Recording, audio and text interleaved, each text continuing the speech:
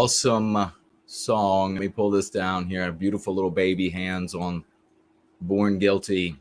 Great to see everybody here with me. Share the URL if you will, please. And we will be underway here in a minute. Have you all heard of Buddy Brown before? We're going to be taking a look. We'll be doing the share screen. We're going to be going through one of his videos.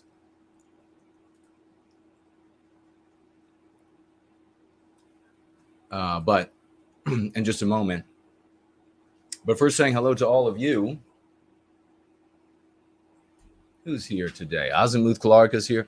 Is the audio coming through okay? Do we sound good? Are we magnificent?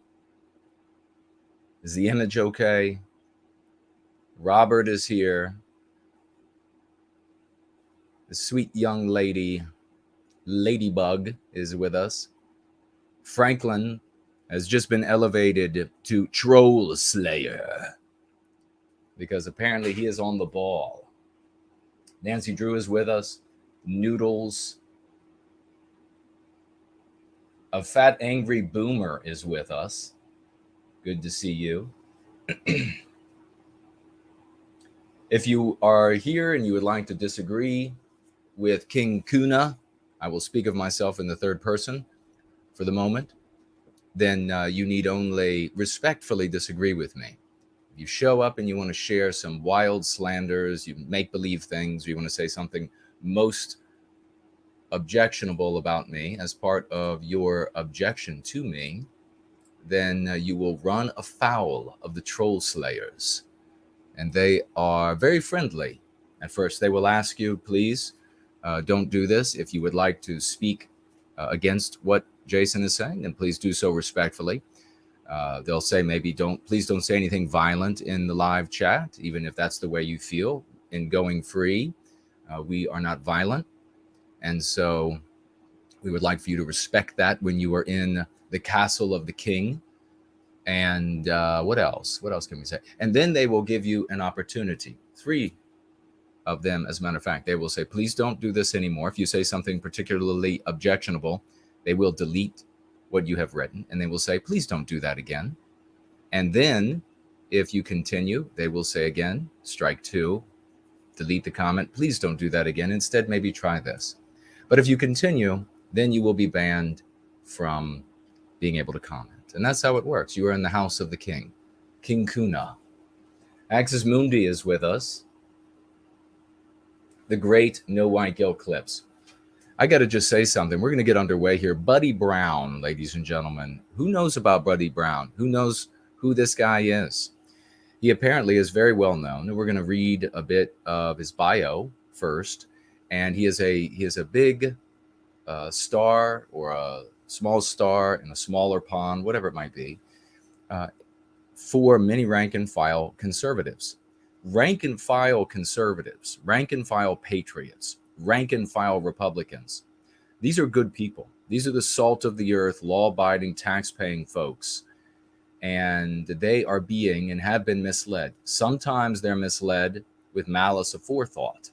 Sometimes they're misled because the musicians, the content creators, the politicians, well, not the politicians, the wannabe politicians, they don't know any better.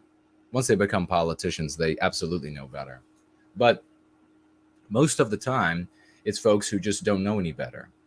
And that's why we are here with the Go Free method that is so successful. And we want to share it everywhere. By the way, on ad, and we'll get back to No White Guilt Clips in a moment, the ad on Go Free right now, it's a pre-roll ad. You would not believe the success level. In fact, I can check it right now, and I will tell you exactly what it's at right now.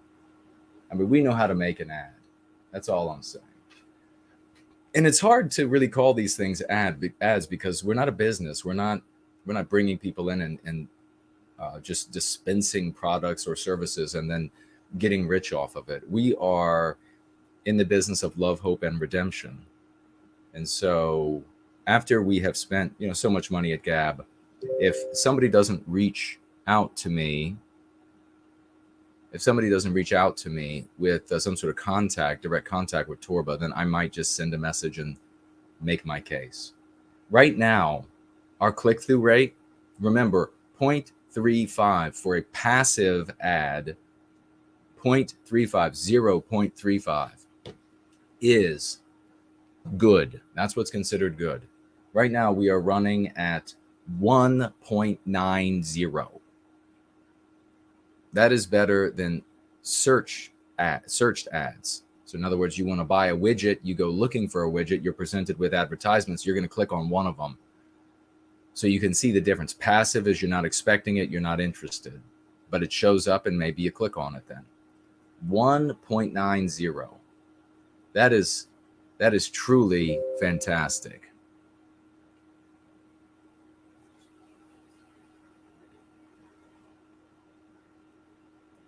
Fat Boomer says, thanks, bro.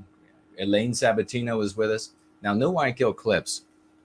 You all know about this guy's making clips constantly, right? Then he's promulgating them, both very time consuming. Very time consuming.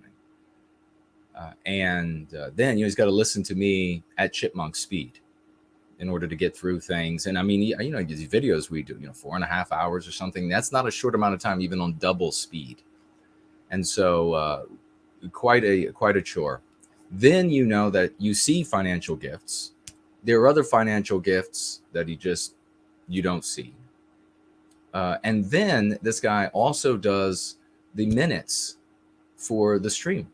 And I just read for the streams, most of them, if not all of them. And a big thank you to everybody who's contributed in that way. But we've had, I just read a comment of a guy who said, wrote in the thread, yeah, I can't watch because, and this of course baffles my mind, but I'll get to that in a minute. Can't watch because it's a 4-hour video or whatever. But he said, since there are these timestamps, I will be able to start watching. So think of that. Think of what Clips is accomplishing with that. That's absolutely remarkable. So hats off to that guy. He's a godsend. It's King Clips. He is a godsend. What a champion. What a man of the West. What an absolute man of the West. Getting people. This is just not ordinary content. This is content that has been proven for decades successful in changing lives for white well-being, and proven successful out in the hands of anti-whites who are using our lexicon increasingly to their detriment. It's a wonderful thing. Praise the Lord. And we include No White Kill clips in that. Fantastic, brother. So, but the ad right now, 1.90. And if you're over there on Gab TV, you're watching videos, you might see our ad come up. And next week, you're going to see an ad that is incorporating for Null and Yiz. It's Dragon Mondays. We are going to own Sundays, Mondays, and Tuesdays. We are going to own it, our content creators. And we'll see who else we can, plug in there. But certainly the three that you know of. Rory Herbert is here. Great to see you. Caleb is here. Western Sunrise. No W Guilt writes, just checking and saying hello to you and everyone else in the white well-being community. I have to go to work, third shift, Promethean hails. Well, a big Promethean hails to you, brother. And thank you for checking in. You can watch later. We're going to share some good information because conservatives, rank and file conservatives, are great folks. Great folks. And who would call themselves conservatives, whether they're in like the kind what we're talking about here in any Western country, irrespective of the country, good folks. And but it's their leaders, their musicians, the content creators, their web zines, their newspapers, and of course their Republican politicians here in the United States are misrulers, they're misleaders. And in most cases, or I should just say in many cases, they know that they are misleading these millions. And we can't suffer this anymore. We simply can't suffer it anymore. And on Jason Goes Political, I might get a little mad tonight. On Jason Goes Political last night, I'm trying to keep it fun, though. We'll try to have some jokes. We'll try to have some fun. I was talking about putting out activism bounties, and there was a Promethean promulgation that came up with that.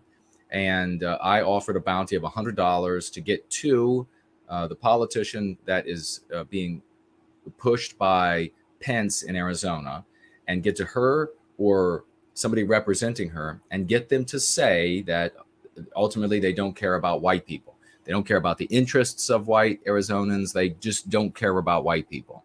We can do the exact same thing with these conservative content creators. If you can get them to say that, oh, they really don't care about white people, and I don't think that would be hard to do. If you put them on the spot and you say, look, you can't give all this framing and say, oh, but you care about everyone. You care about everyone, so that would mean white people too. No, because you'd be able to say you care about black people, Hispanic people, without any of the framing, without any of the caveats, without any of the disclaimers, right? The people who are buying the records of this guy, and more power to him to be able to make his money, but the people who are buying his records, the people who are endorsing him, subscribing to his channel, which is colossal, many of them, a big percentage of them, would be upset and would probably turn away from him if they knew that he really doesn't care about white people. You know, all of these dog whistles that they do. And in reality, the anti-whites who call themselves Democrats or whatever, they talk about this dog whistling. There's dog whistling going on.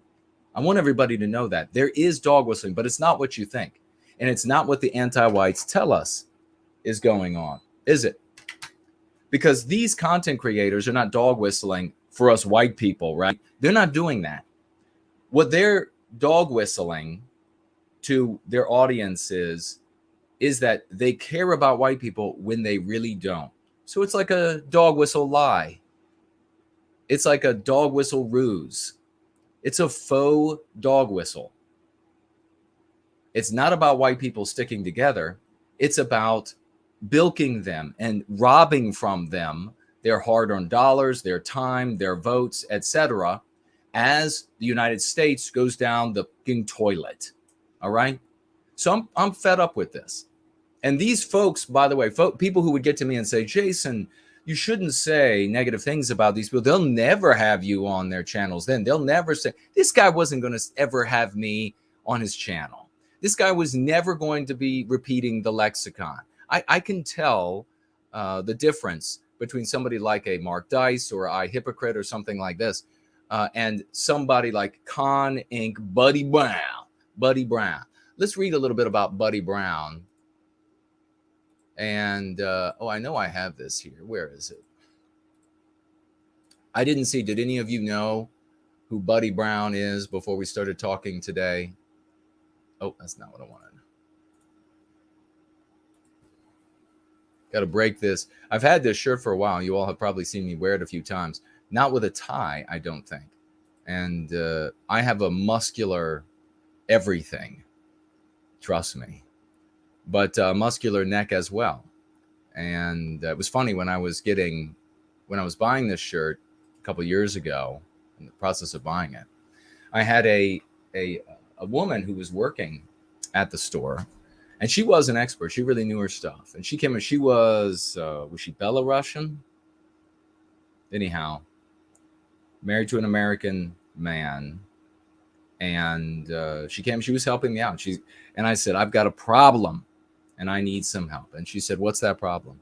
And I said, there's anti-whiteism in the world. No, I didn't say that.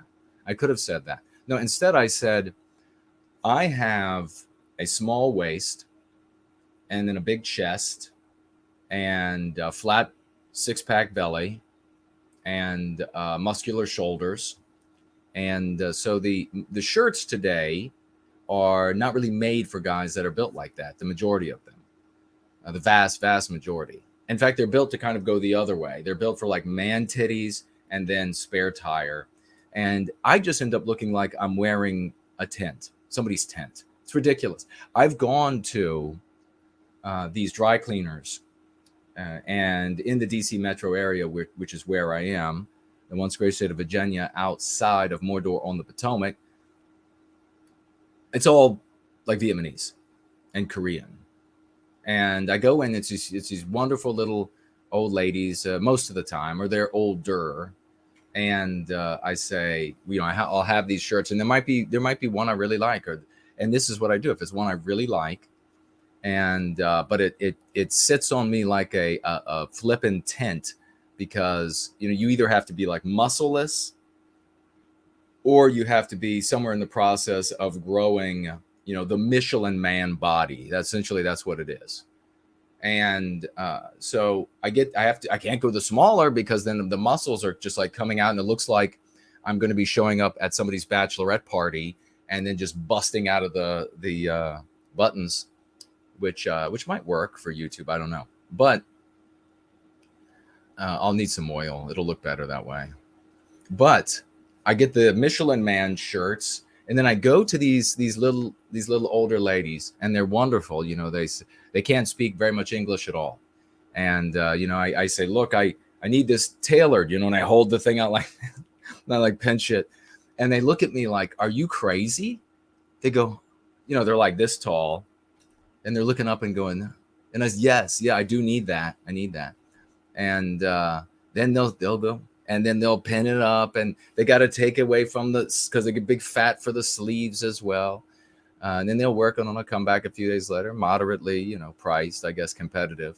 I've gone to a couple different places looking for prices that are good, and they're all not too bad. They want cash. They don't want to have to report it. That's the way it is. And but they fixed a few. It's almost like buying a shirt again.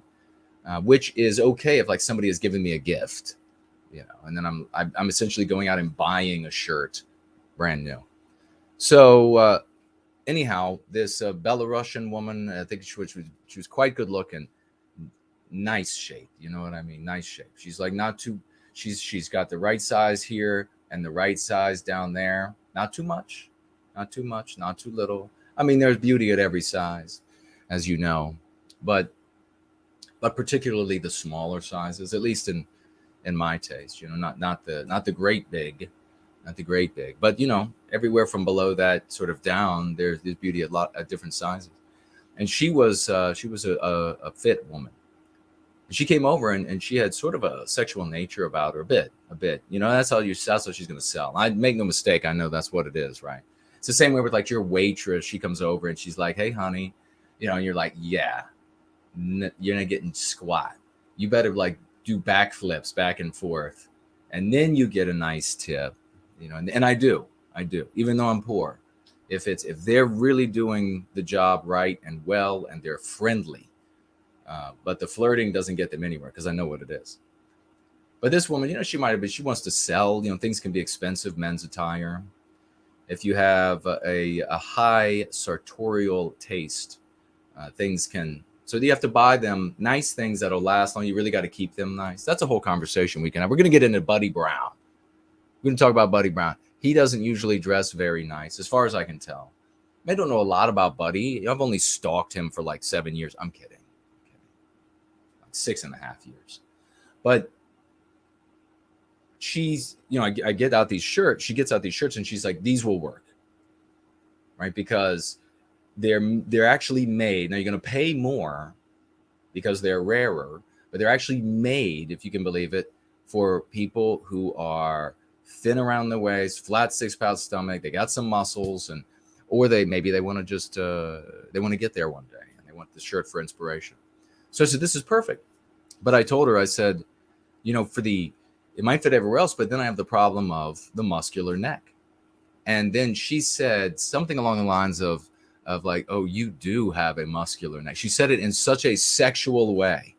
She noticed my neck all this, but she said, don't worry, because the collars on these shirts, you can actually, so she takes the shirts out, and she's like, pulling on the collars to get them to expand for whatever they will expand. And they ended up working. So these are nice shirts, but I don't have a lot of them because they're not inexpensive. But I have good taste, as you all have been able to see. In everything, I have good taste. Even though I'm probably most comfortable, in my redneck gear, if you will, which Bobby is in all the time. Buddy Brown. Bobby Brown, I think, was a black singer. And maybe they should get together, do a duet or something, right? Fat Angry Boomer says, night out, nice out. Well, you see, some good taste there in this Boomer. Ambrielle is with us. Great to see you, dear lady. White Calling puts up the crown for King Kuna, because that's what I'm just, let's forget about all of this. We'll just announce me as king and emperor of Western kind, and we'll just dispatch with all of these, little trivialities, and then the white race will just have to accept it. We're going to do it. Elaine says she's subbed to Buddy's channel. She says, Civ cuck cringe. Boy, it's tough. I feel some serious vicarious embarrassment. And that's really what a cringe is. It's the smart way to say that is vicarious embarrassment. I think we've all felt it for somebody. Axis Mundi gives me a salute, or gives, and even better, if it were No White Gill Clips, for all his hard work. Caleb salutes and says hello. And I see Ladybug putting up all her hedgehogs, which she's never going to own. And the Boomer says, looking sharp. And did I see Asmodor and Patriot Front are mostly feds doing stupid marches? Asmodor dissed on Patriot Front hardcore when he was on Beardson Beardley's show. No, I did not see that. Now you're talking, if you don't know, folks, you have in the white sympathetic sphere, one of the circles, or one of the spheres within it, is America First, which is really dominated by Nick Fuentes there, and not the Fuentes we were talking about when I trolled everybody the other night.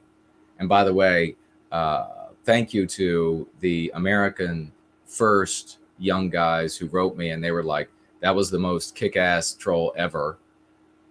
And so I appreciate your appreciation. But I did not see. So Beardson Beardley is a guy who is up in the inner circle with Nick Fuentes.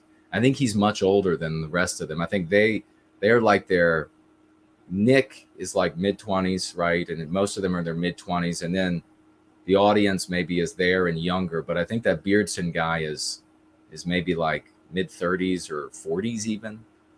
He looks, when I've seen him, I mean, he looks, but maybe he's younger than, I don't know. But maybe it was just the lighting I saw him in. But so apparently this Asmodor guy went on the Beardson Beardley show and then disrespected Patriot Front doing marches. Asmodor said the Patriot Front are mostly feds. I would not, I think Patriot Front is mostly heroic young men. And they're going to be like there is in every single white sympathetic organization that is structured the way that they've always been structured, something we don't do here. You're going to have a Fed here and there inserted. You're going to have a narc here and there. So yeah, there's going to be a Fed here and there and a narc here and there. But I think the majority of these guys are honorable and brave young men that want to do something, and they think that something has to be something they do that frightens. And they also find fun. I mean, it could be fun for some guys to do something like that. And so I believe that there's a better way. I've demonstrated a better way. And my hand is out to all of them. And my criticisms and suggestions are there for the leadership at Patriot Front to take or ignore. That's their decision. But we see more and more of these young men doing very little good for themselves and Western kind, and yet getting themselves into serious trouble. And you can do infinite good for Western kind and yourself, and you're not going to get arrested. You're not going to go to jail. You're not going to, etc. That's my position on it. So I think they're mostly brave young men and honorable, and they want to do the right thing, and they just are they're just going in the wrong direction, in my opinion. But I thought the Asmodor so maybe the Asmodor guy, he's more of a fan of the NJP crowd, which are the American Nazi Party in the US right now. And there are also several shows. And so, I don't know, I anticipated that there would be friction between Patriot Front and NJP because they're competing for a lot of the same people and their dollars. But I don't know, maybe Boomer can tell me different. Ladybug got to me today and gave me, what did you call it? Boomer cycles. Boomer cycles.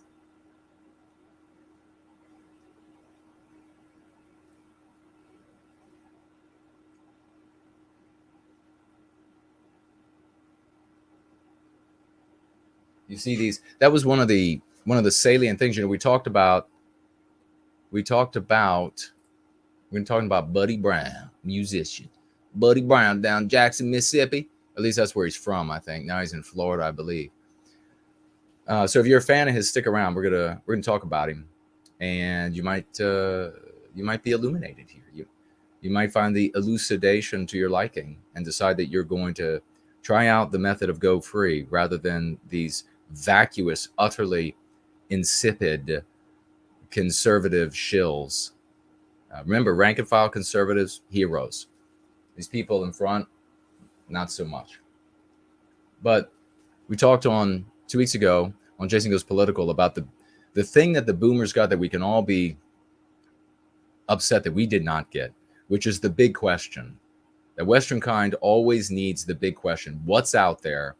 What do we need to master next? After the boomers, they got that. And then very selfishly, once that was taken away, the rest of us ever since have been given the question, how do blacks feel? Have you done enough for black people? Have you done enough for Hispanic people? What are you doing for the state of Israel? That's been the big question in our entire lives. So our lives have sucked because of it. The boomers got the space race. It was the last generation of white people to have a big question that sort of unites our biospirit, that spirit of the West. The other thing that is so salient about them is this utter selfishness that is, not saying that any of the other generations absolutely selfish as well, all the way down to the Zoomers. Got to change that. But it is really exemplified or made salient by the fact that these people have worked their whole lives. Some of them have gotten a lot of money. Some of them have gotten enough money. And so they go out and they buy these expensive Harleys. And I mean, really, the Harley Davidson used to be, I mean, this stream is already kind of desultory, but so what? I'm King Kuna. You don't like it, I'll have your head cut off. And you can quote me. So the Harley Davidson used to be the motorcycle of the common working warrior man in America specifically, but elsewhere where you could get a Harley. And it was affordable. Veterans could come back and with very little money, they could get a job with very little money, get themselves a Harley Davidson. And it said to a degree that they were rebelling, the Harley name, the motorcycle, that this was a rebellion against modernity, which is anti-whiteism. They don't like it. They don't want to be a part of it. They're on the road, and they got this really loud, beautiful honking machine, right? And they're just like giving a finger. Now, Harleys really are boomer cycles. Harley sells trikes. Harley sells these motorcycles that the average man can't afford. Are you kidding me? The average man has to go out and like buy cruiser Hondas and etc. Now, Harleys are too expensive. They're too shiny. They're too, now, you've almost gotten to a point where I think it's right on the razor's edge. Harley has to make a decision. Is Harley going to be the motorcycle of the man of the West, or are they going to be boomer cycles? And that's what you see. You see these Boomers with their money, and they go out and they buy these very expensive motorcycles. And then you see them traveling down the road with these things that they never see a drop of rain, or they're kept in the boomer's beautiful garage, on some kind of a stand where they can, I don't know, make love to the thing. And so you see them go out and they'll be in these packs, these boomer packs. And it's just, it's a sad spectacle. It really is, because you see a pack, but really it's just individuals. There isn't a pack there at all. If you see a group of wolves, that's a pack. You attack one of the wolves and the other wolves are going to come at you. There isn't a word you could use on the wolves to get them to cower and cringe and bare their throats and whine like you can with boomers. With boomers, you just got to show up. If you went up to a big pack of these boomers and they're with their boomer cycles, and you went up to them, I would say, this is and maybe this goes actually with, we're talking about Buddy Brown here today on this roll-in.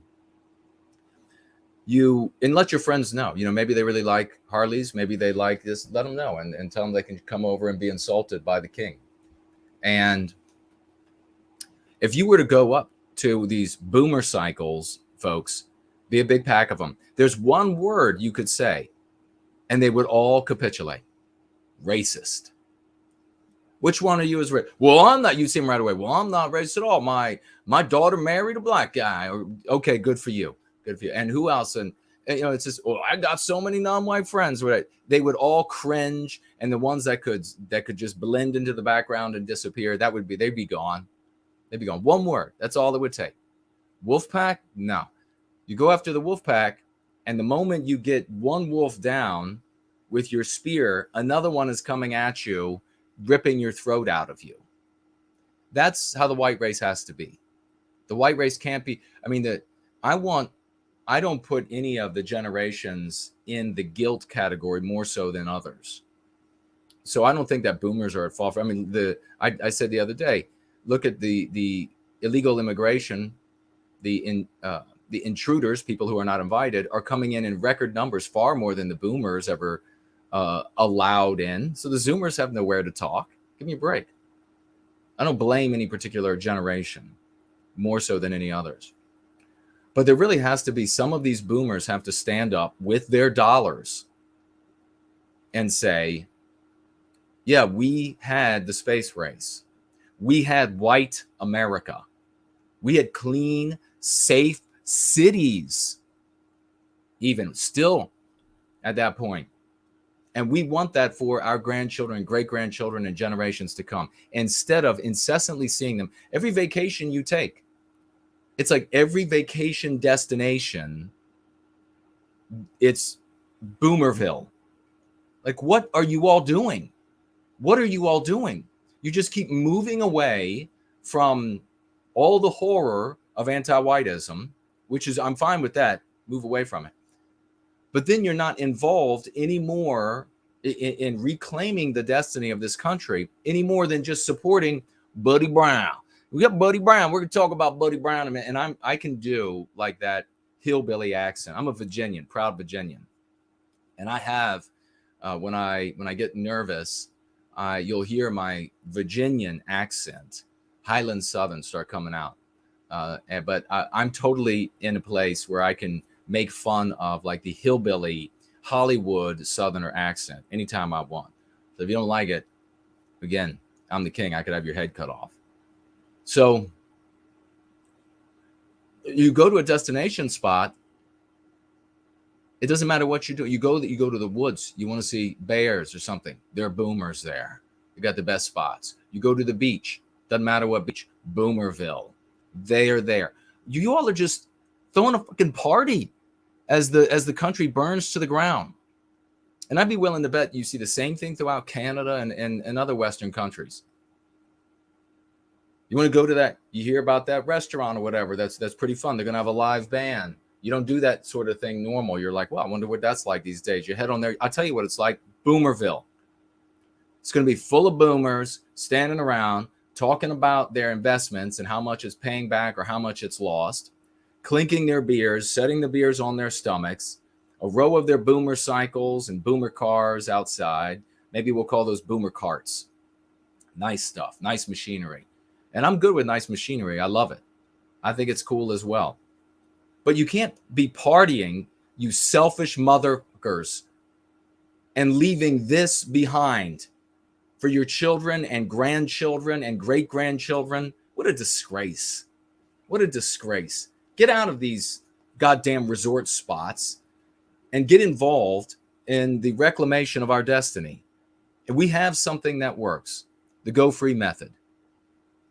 Supporting Buddy Brown and these other conservative do-nothing wizards, supporting them is not helping America. And so actually, it was a good connection there to make, because that's exactly what Buddy Brown is. He's not a boomer.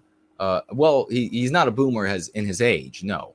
But he has the boomer mentality. He's got this functionally comatose, Mayberry moron. That's the Andy Griffith Show. If you don't know what it is, you got to look it up. The Andy Griffith was a wonderful show, black and white show. I watched it when I was a child.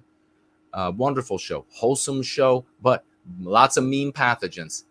And you look backward, you see more and more mean pathogens. Andy wouldn't use a gun, and the deputy who would use a gun always shot himself, or the gun went off the wrong way or something like that. Andy got everything he wanted just by talking to people. I think there might have been one episode where Andy had a rifle, but that was just to suck people in. But Mayberry morons, you know what I'm talking about. It's like this Leave It to Beaver, also a wholesome show full of mean pathogens. You like Leave It to Beaver, where it's this, golly gee, there's nothing we can do about it. We just have to accept how it is. Or you just give them a Jeepers Creepers. How can they be so silly? Bullshit. We cannot continue to be that way. We cannot continue to be functionally comatose. We are going to have to be hard. The white people who survive this are going to be hard. They're going to be lovers. They're absolutely going to be lovers, but they are going to be hard as hell.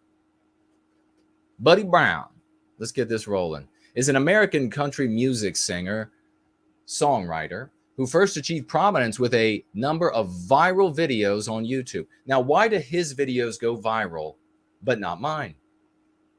What is the difference? It's not my fault. I'm not going to play to the functionally comatose sickness out there like Buddy Brown does. And maybe he doesn't play to it. Maybe that's what he is, functionally comatose, Mayberry moron.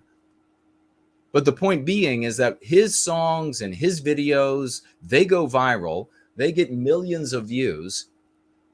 And the reason why is the consumers of that material, and we can blame some of it on anti-whites at YouTube and elsewhere, but not all of it. You all know exactly what I'm talking about. If I got on a table in a bar somewhere and started preaching what we share here, there wouldn't be many of these folks who would remain to listen. But if you get up there and you say, like Buddy Brown, all genders are diversity is wonderful, and we just want you not to be a communist, you're going to have a bunch of these morons saying, that's right, give me another beer.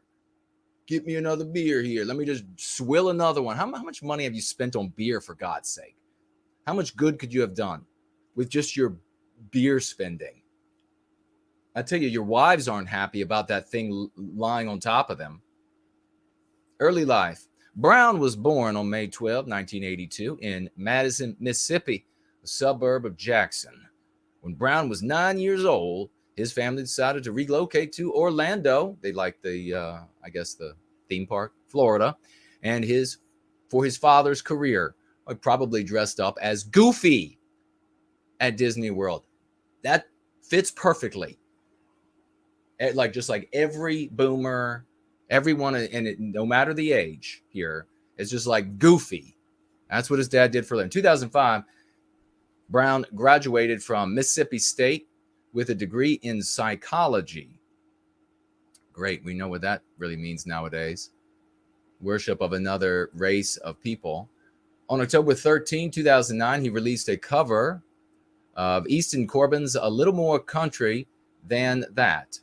That went viral. A year later, he opened up for a country singer, John Anderson, in Wildwood, Florida. And that's another thing. You know, if I could sing, I have a dad singing voice, but if I could really sing and I could make country music, I would be hardcore. I would be talking about what needed to be done. How many people do you think would show up at my concerts? I would think not very many. So the problem is the people. The problem isn't the man and men and women here that have stepped up, that know what needs to be done. The problem is the people consuming the material. Something's got to be done about them. And what needs to be done is they need to know that people like Buddy Brown, this candidate that is being supported by Mike Pence in Arizona, that these people don't care about your interests, that they don't care. You know, a good thing to do would be to put these people on the spot about the attack on Western kind, white people. What do you feel? What does this candidate think about the attack, the relentless attack, been going on for over 100 years against Western kind in this country? What do you think? It's relentless. It's every day. It's every commercial. It's every video. It's every movie. It's every policy. What do you think about this? Because if the group to which you belong is attacked, then there is nothing you can do to escape that attack as a member of that community. The one thing you can't get rid of is your biospirit. And there's no amount of being anti-white or disavowing that biospirit. They still, you look at all those people, all those white folks who were anti-white, who got beat down and things thrown at their houses, no matter how they got big anti-white signs out front. And if you're white, you can never be anti-white enough. You're the problem. So if the group you're getting attacked, that the anti-whites are attacking, anti-whites of all races are attacking, is your group, there's nothing you can do to escape it. So politicians, so Buddy Brown, what do you think about that? What are you going to do for your white constituents? Because since their race is being attacked, they are personally being attacked. What are you going to do? And if they begin to talk in generalities, good. You get that in video and you make sure that as many of their followers or voters or whatever gets to find out that they don't give a shit about white people, because there's going to be a big percentage of supporters, subscribers, voters who are white, who are not going to be happy with that. They're not going to say, well, it's okay. It's okay that they don't care about white people and my job and my future and that percentage is going to continue growing. That's the only thing we can do. On July 4th was when he released an album titled Mason Jar, the old Mason Jar that he spits his chewing tobacco in. His fan base pushed his full-length CD to number 34 on the iTunes country chart without a record deal. Pretty remarkable.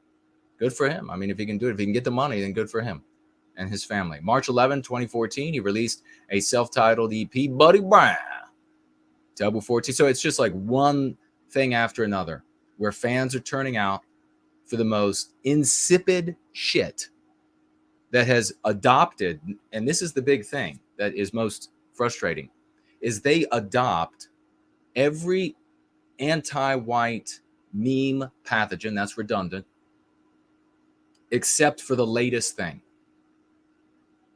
So they love everything that's anti-white that has come before. They're good with it, just like Buddy Brown is. So let's go ahead and pull Buddy Brown up on the screen, and we'll get us underway here. Can you believe that?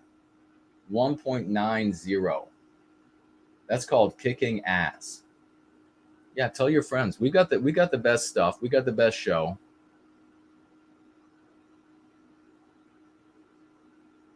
All right. Popcorn Power is with us. Jennifer is with us. Great to see you both. Noodles, you can't say things like talking about bullets and things like this, because violence is not going to take back our destiny. And I can really hardly help you to understand how feckless it is to pursue that. Big words will just get you in jail. Big words will get this channel banned. Tough guy words. You're not going to take on even the police department. So if you do though have the energy to get out there and have a gun battle with the United States government, then you certainly have the energy to implement the method of go free. You certainly have the energy to take leaflets that of a psychological defense, which is what the method of go free is, and been proven successful for over 2 decades, to get out there with those leaflets and get them to our brothers and sisters quickly so that they can learn those key concepts and then share those with their family. It's a curative contagion. Everybody who hears them is empowered by them and will want to use them, will want to remember them. We need that. See, I figured all this stuff out. That's why I'm the king. We need that because we don't control the establishment media. So we can't tell people with the news and entertainment media all day long, here's the new thing to say. This is the thing to say. So we have to have something that serves the interests of the individual. So that's their clout, their power, their self-esteem, all of these sorts of things. We have those. They have to be concepts that they can understand, even though we can't write the dictionaries. We have those. They have to be things that they can easily put into conversation, that have thought chains hidden in the premises that they're not even aware of, but that guide them to successful conversations with friends, family, strangers, enemies. We have those. So implement the method of go free, and you will see success in your lifetime. I appreciate it. I appreciate the energy very much. I had a lot of good friends over the years that were ready to roll, and I got them away from that stuff. They were just idle. They weren't doing anything. Big talking. That's nothing.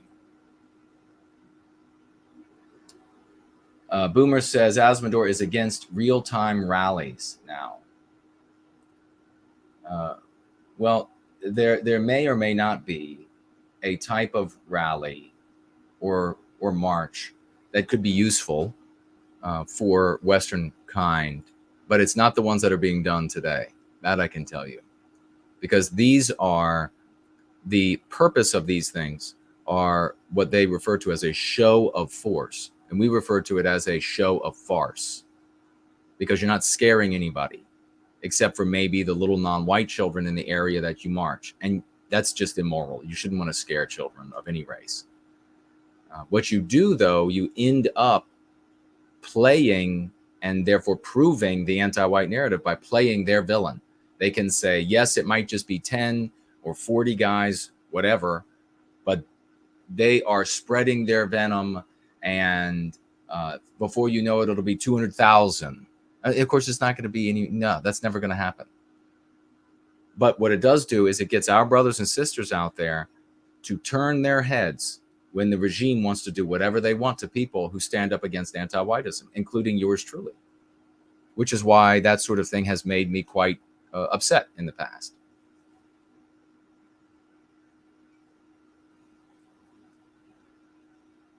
Apparently, there is a request for my height. Somebody wants to know. Nathaniel Westerman is here. Hello to you. Cajun Cowboy. That sounds cool. Hey, let all of your, if you are conservative rank and file or patriot or whatever, let your friends know. Jump onto your Facebook group. Say, hey, this Jason guy, apparently he's King Kuna. I didn't know that. And he is going to be talking about one of our favorite singers. Art Acrobats is here. What is this? Cantwell is still in jail for threatening another, we call them ant gnats or cult gnats, depending on whether or not they're coming after folks for not being ant gnats. So another ant gnat's wife, and said he would kill her. Well, what a winner he was, huh? Yeah, I saw the video of him.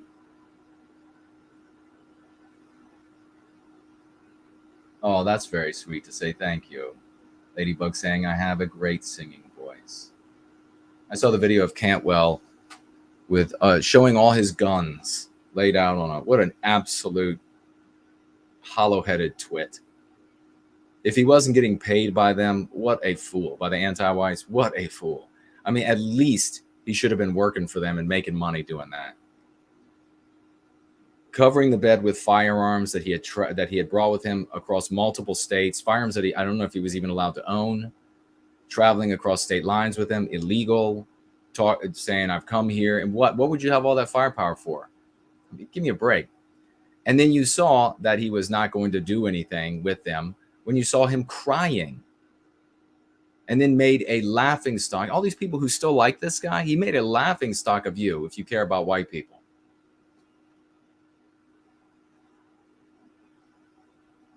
Axis Mundi is here. So how tall am I? Does anybody know how tall I am? Does anybody want to make a guess? Alice wants to know how tall I am.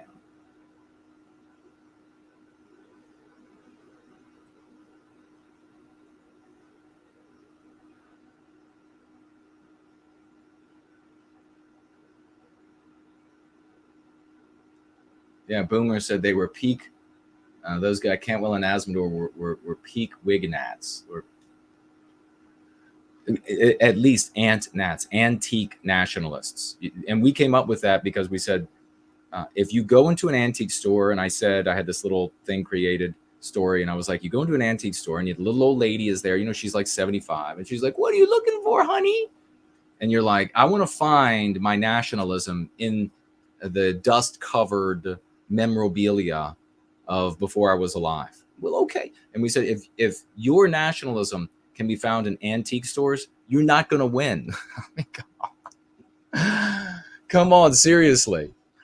If you have to have a little old lady in an antique store help you over to your nationalism, oh my God. How ridiculous is that?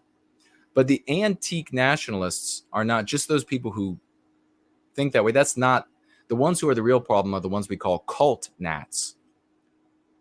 Cult nationalists. Those are the ones who show up from that sphere and they say that we have this litmus test, and you've got to hate this group of human beings, and you've got to use this World War II lingo. And if you don't, then we're just going to tell endless lies about you and to corrode what you're doing. And you know what's funny is it always works out that way.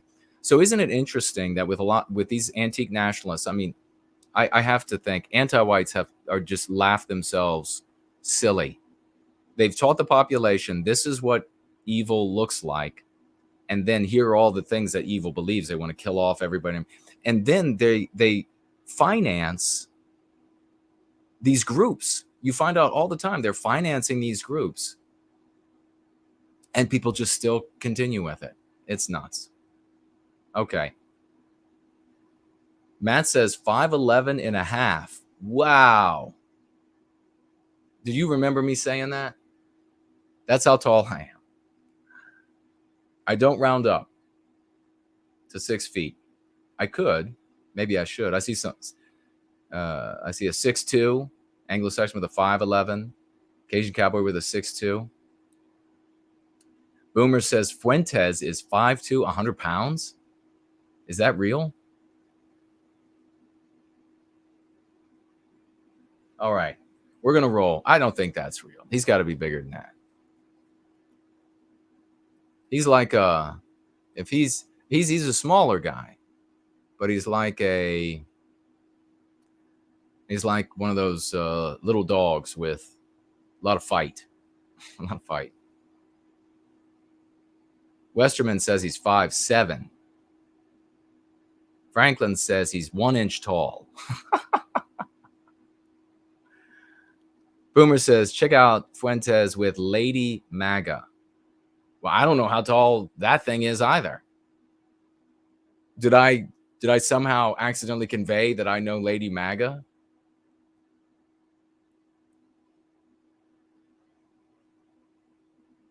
Victorian Time Traveler says 5'10", rounds it. You can. I mean, you can. Why not, right? Boomer says, Lady MAGA literally destroyed Fuentes physically. Fuentes and Beardson was a little midget crew. Oh, boy. Summer Lee says that she's 5'6". Well, that's a good height for a lady. So I'm just under 6 feet tall, but I could round up.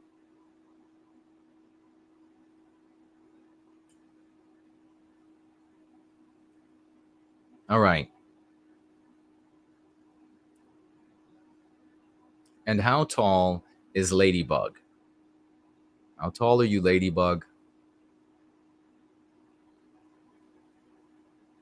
And not when you're standing on hedgehogs. Let's share this screen and get this underway. I could just chat with you all. Some people really like those kind of streams. I could speak to whatever's going on in your worlds. Buddy Brown, which means I gotta make myself. All right, let's go over to, oh, that's the wrong one. Well, no, we can start there. We can start there.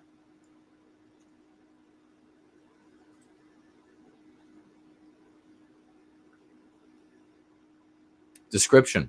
A traditional country artist with a relentless work ethic, Buddy's success has been driven by his high profile on social media with over 1.5 million followers.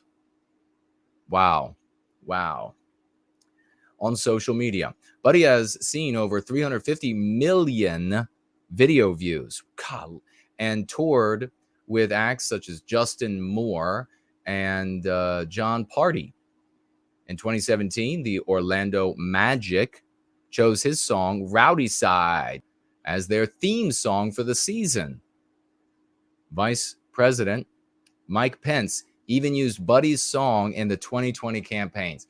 That tells you like all you need to know. The traitor Mike Pence it feels simpatico with Buddy Brown.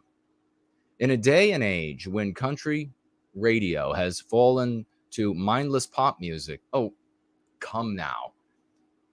Country music has always been like that. And these rogues in it, their names are out there. There's like a handful of rogues. Country music, folks, the vast majority of it, the big money in it, the people who make the albums and they bring you into the studio and they hire a fleet of other musicians and songwriters and etc. and tech guys to make sure that you have the best music out there that they can make at least. These people are anti-white. So what kind of music do they want being played? Buddy's a great example of it. What kind of music do they want being played to those red-blooded, patriotic Americans that are having their worlds utterly white erased, that are relentlessly under attack in every aspect of our society? What kind of music? They want a music that gelds them, and they got it. A music that absolutely emasculates every white man in the country sphere.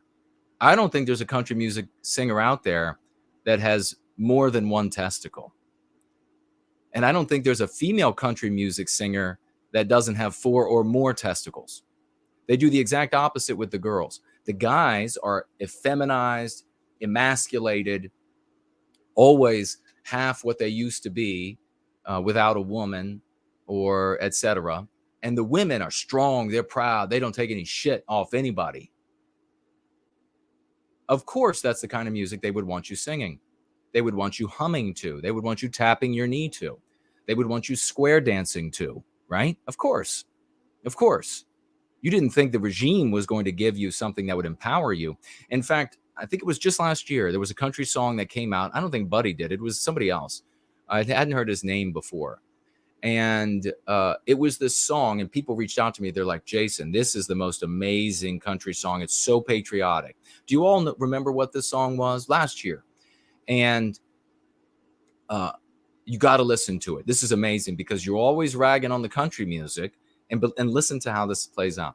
You're always ragging on the country music that it's not giving us the fight that we need. It's not giving us the attitude that we need. It's not giving us the identity that we need.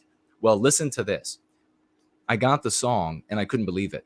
All of these people who had sent me this song and told me about this song, it didn't even hit them. They didn't even realize that this song, what it specialized in, like so many country songs, was crying about everything lost. Everybody who listened to this song cried about everything that's been lost. Well, yeah, if I were in the regime and I were one of these anti-whites running the show, and I were maybe a big country music label, I would push that too.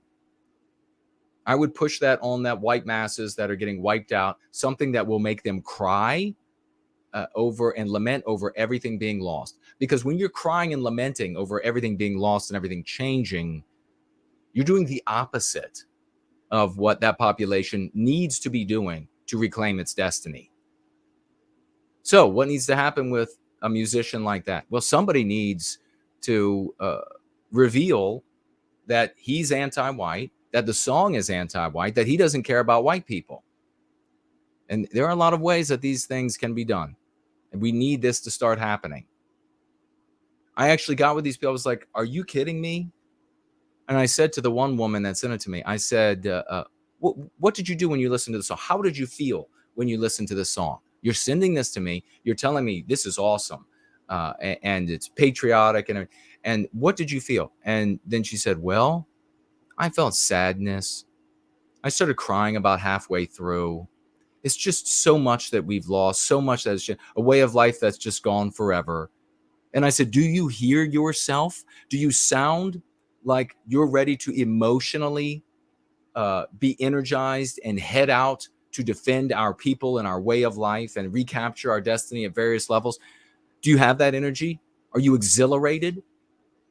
And she was like, well, no, actually. And I said, yeah, never listen to that song again if you have any sense.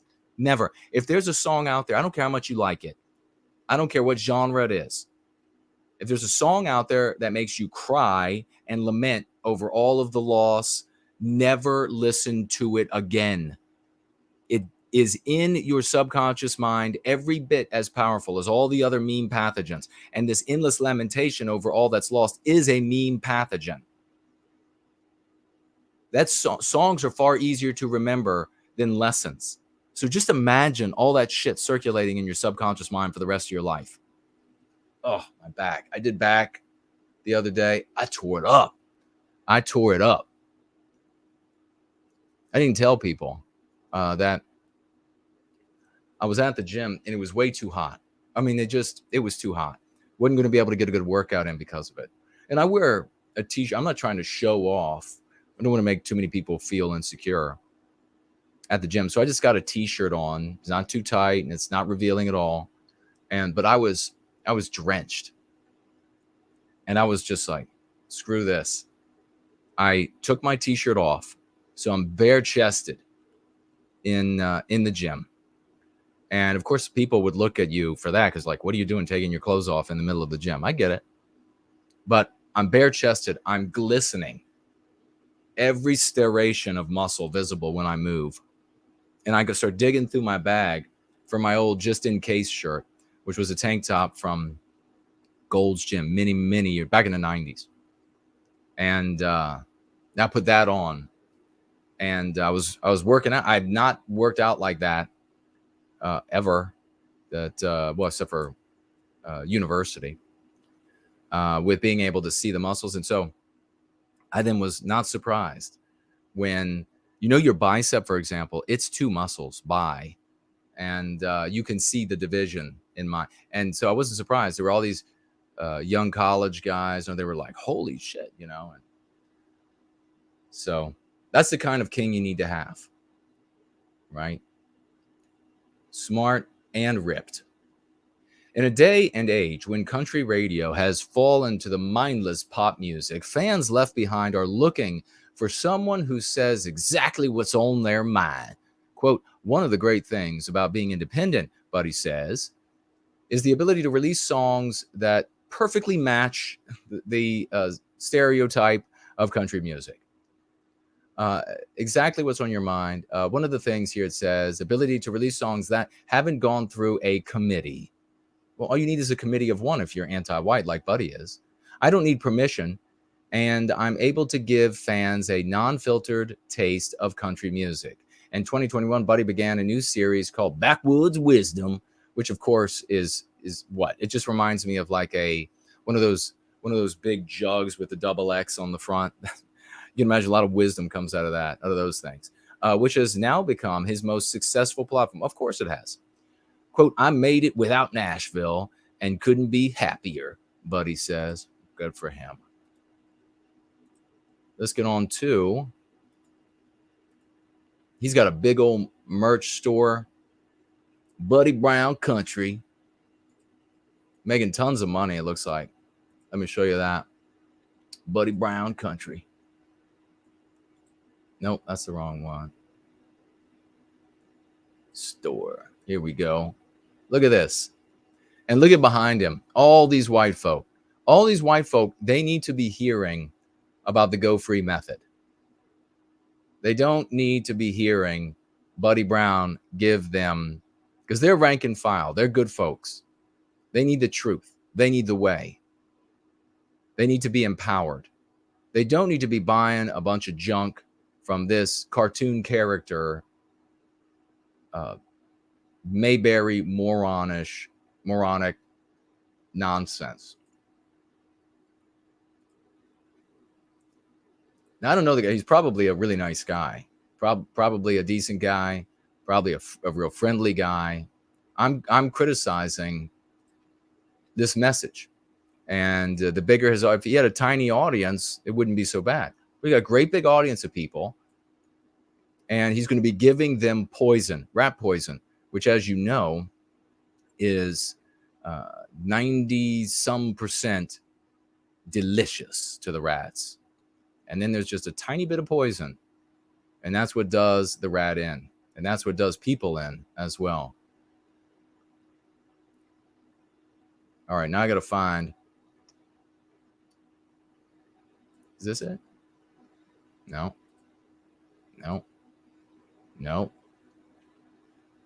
I got so many tabs open. Fernald would kill me. Don't tell Fernald. Nobody tell Fernald. What is this called, for the love of God? It's called U.S. citizenship should be conditional. U.S. citizenship should be conditional. And what would he make the conditions? What would the conditions be? Oh, there it is. Here we go, folks. Are you ready for some fun? Look at these two fine specimens right up front here. Can y'all see my cursor? That sounds almost lewd.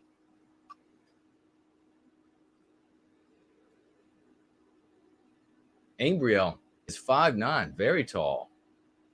Very tall for a lady.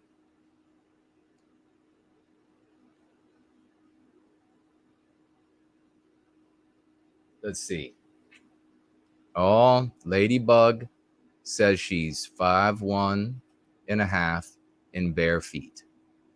And that makes her perfect sized. Boomer says Fuentes is probably actually about 5'4".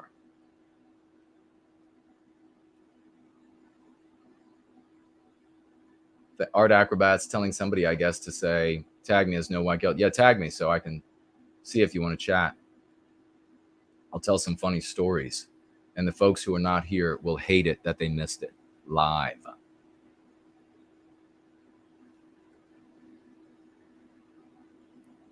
Boomer says Beardson is 5'1". No. He's the same height as Ladybug. Summerlee says she guessed that I was 5'11.5". Or just 5'11", so she was a half inch off. Yes, well, good guess. That's amazing. I'm not good at guessing. All of you who guessed close to my actual height, that's amazing. Because guessing height and weight and age, I'm not great at that. Age, I'm the worst at guessing.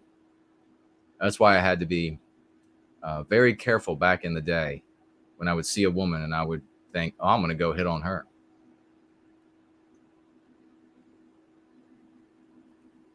Good Girl says she's 5 feet exactly.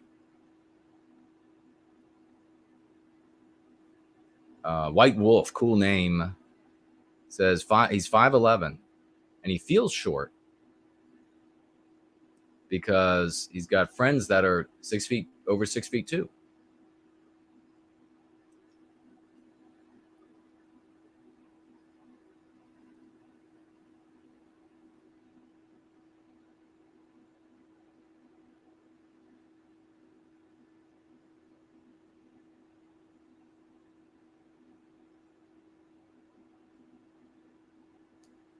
All right. We're going to listen to some of this. The great Brand Danger has joined us, ladies and gentlemen. Brand says, you used to work out at the Gold's Gym in Fairfax. Did you really? Holy hell, man. I've gone to that gym sometimes. Wow. Small world.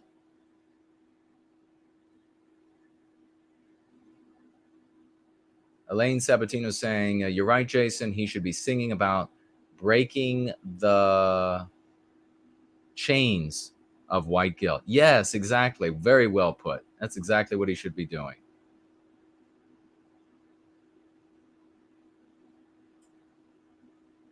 Boomer asking about some people I don't know, saying they almost died of COVID. Wow. That's dreadful. All right. Let's take a look at this. Let's have some fun. We're going to follow the recommendation. I always want your feedback. I always want your criticisms. I take it on board, and sometimes I end up utilizing it because I think you're right. Sometimes I end up rejecting it because I think you're wrong. Occasionally, when I think you're wrong, you're actually right, objectively right, but I don't know it. Sometimes when I think you're right, you're objectively wrong. I don't know it. That's just how the world works. I just try to do my best for white well-being because that's what matters. And that's why somebody like me should be king and not somebody like Buddy Brown. We really have to think about no doom documenting, no doom dissecting, no doom divining. We really have to think about how do we get through to these brothers and sisters out there at these big events, these big like country music events, in Virginia. And I'm sure this was the case throughout the South and often in places like West Virginia and Pennsylvania as well. You would see Ohio, Indiana. You would see people flying Confederate flags at country music events. That's almost all gone, almost completely gone, except for like the absolutely most like smallest southern town here or there. Is this what you want? Is this what you want? All right, this is a short video, shorter than this stream is, and I've got to make my video for the Lovely Porges competition. What's anti-white and Naturific? They both got together on this, and so I'm working on that. I've got other videos. I got other stuff for white well-being to make constantly at work. So we're going to do this, and then we're going to move on.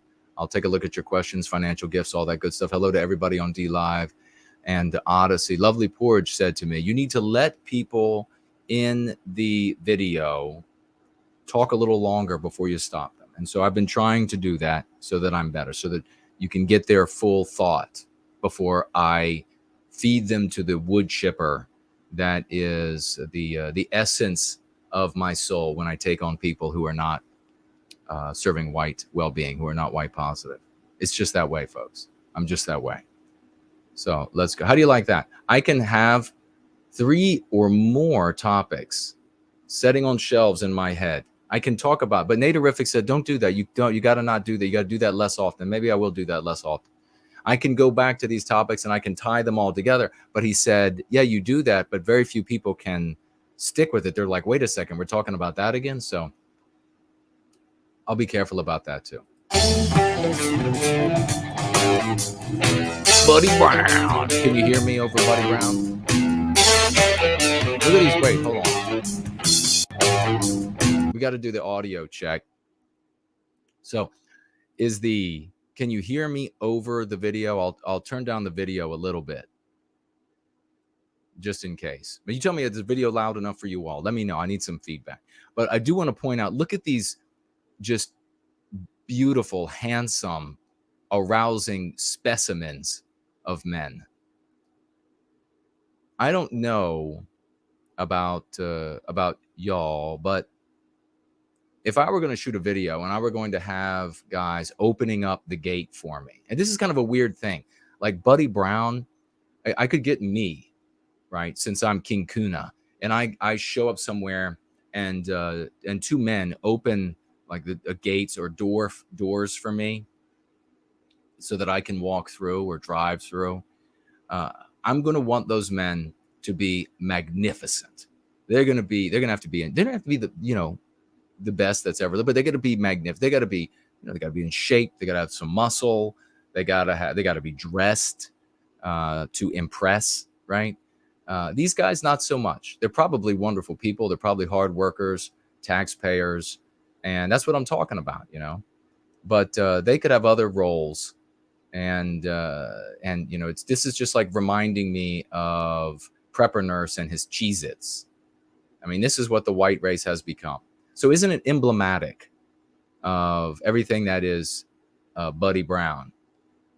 You have these two guys, both of whom are totally out of shape, and they can get into shape, so there's nothing wrong with that. Totally out of shape, and they're there with their rifles. I mean, come on. They don't appear to have any muscle, although the big boy probably is pretty strong because he's been moving around all that lard. Let me see the feedback. Audio is fine. We could hear both you and the video. Video is a bit loud, says Clips. Okay, I turned it down a bit. I love it. Ambrielle says, all hail King Kuna. Yes.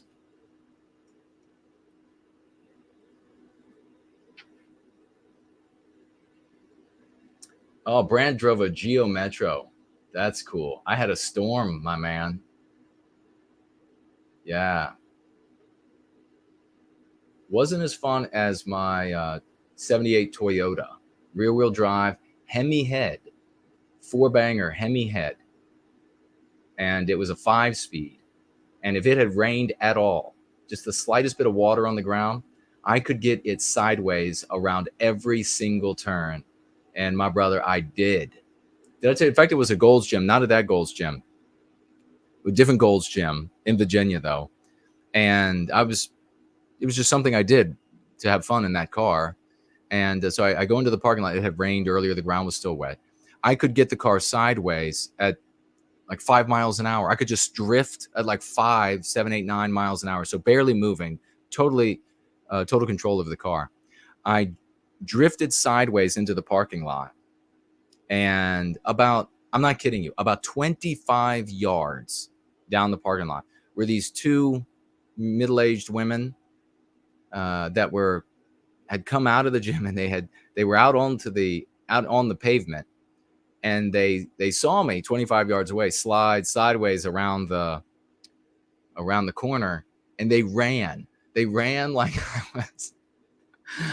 I was going 100 miles an hour and going to hit them. I laughed so hard. And then what I did was they had like pinned themselves between cars. And when I drove by them real slow, like at 1.5 miles an hour, and laughing and waving at them. I'm surprised they didn't call the cops.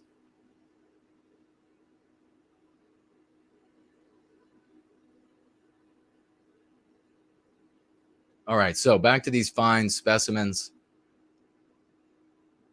Again, they're probably great guys, but come on. But Buddy Brown, he's such a big wheeler and dealer. He's got 2 guys at his property all the time. And when he shows up, these fine specimens swing open these cattle gates here. Cattle is the appropriate word for this. They swing it out of the way, and I'm just right now looking in this video. Maybe some of you who are also Southerners are looking. Where's the dip cups? Where are the dip cups? But maybe since they're out by this, out in the woods, kind of, they're just spitting on the ground. Where are the dip cups? Where's the Arby's bag? Come on. Come on. Can anybody identify those rifles? The one in the big boy's hand looks at AR-15. Anybody want to take a stab at the smaller guy? The smaller guy's probably, he'll watch this and he'll say, don't call me smaller. Fuck that. Well, go lift some weights, buddy. Both of you look pretty jello-y to me. I mean, I'm not intimidated by this. This is like instead of the Praetorian Guard, this is the Jello Guard.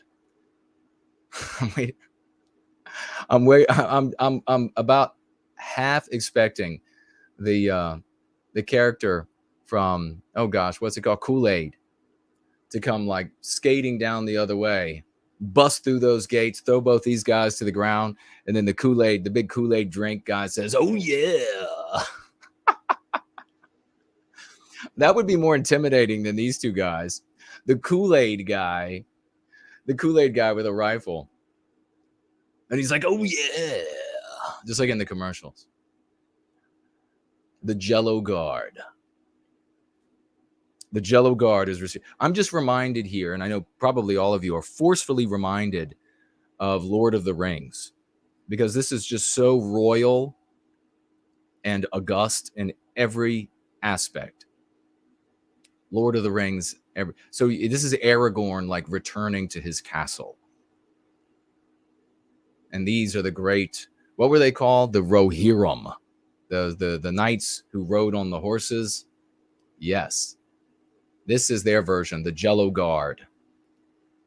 Let's go. There he's like, yeah, there you go. I gotta see that again. I'm sorry. I love it. He's like, yeah, boys, there you go. Thank you for opening them gates. You finally got that down. It only took 2 weeks of training. 2 weeks of hard training with these two here, but we got them figured out how to open them gates without shooting each other by accident. I'm sorry. I'm being hard on them. That's okay. They can take it. Art Acrobat says it's a pew, pew, pew. That's right. It is.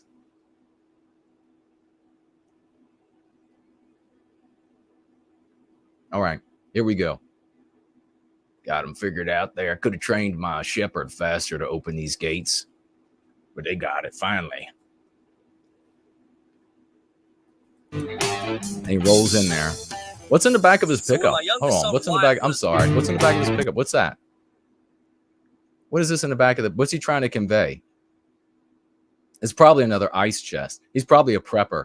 He probably has like 32 of these things plugged in somewhere on his property. Gonna fill this one with meat as well. It's not worth it, because when these Jello Guard finds out where you have them hidden, they're gonna go through them like a bunch of rabid raccoons on basalts. They even know how to close the gates. Look at this. Impressive. He's way off. He's way out in the middle of nowhere. You can tell because there's the county road. So when my youngest son Wyatt was okay, he's talking now. Could you hear him? About 6 years old, they'd put him about first grade. Okay. Can you hear that? Can you hear him, or does he need to be louder? Kind of quiet on my end, but talking about his youngest son Wyatt.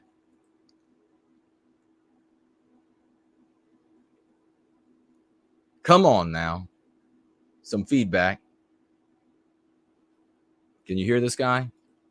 He came to me and asked me a question that was going to determine if he labeled people. I'm sorry, but this guy, he might be a great guy, but he looks like he's a Muppet. Popcorn Power says, sound is excellent. Promethean Reckoning says, good audio. Great to see you. Thank you both.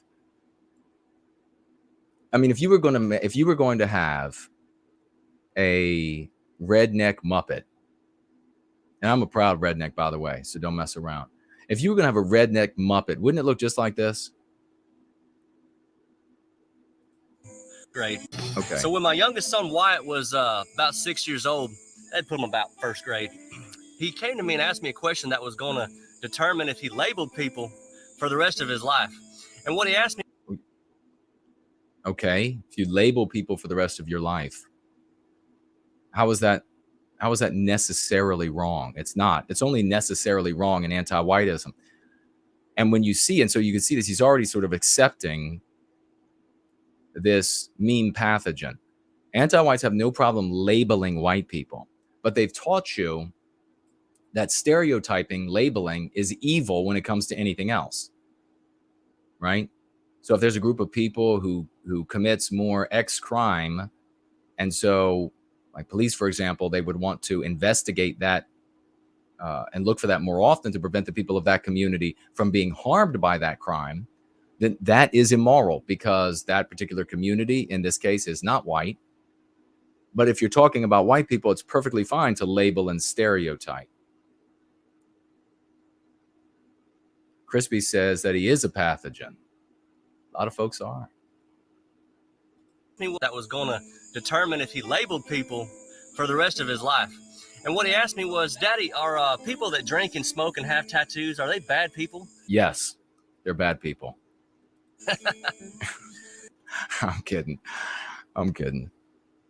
So this is the, what was it, 6 years old Wyatt. He's gone to his father. Then he had to add this little bit of information, I guess, to show us that he's a thinking man by saying, that put him about first grade. Boy, thanks, buddy. You know, I just had a #1 album.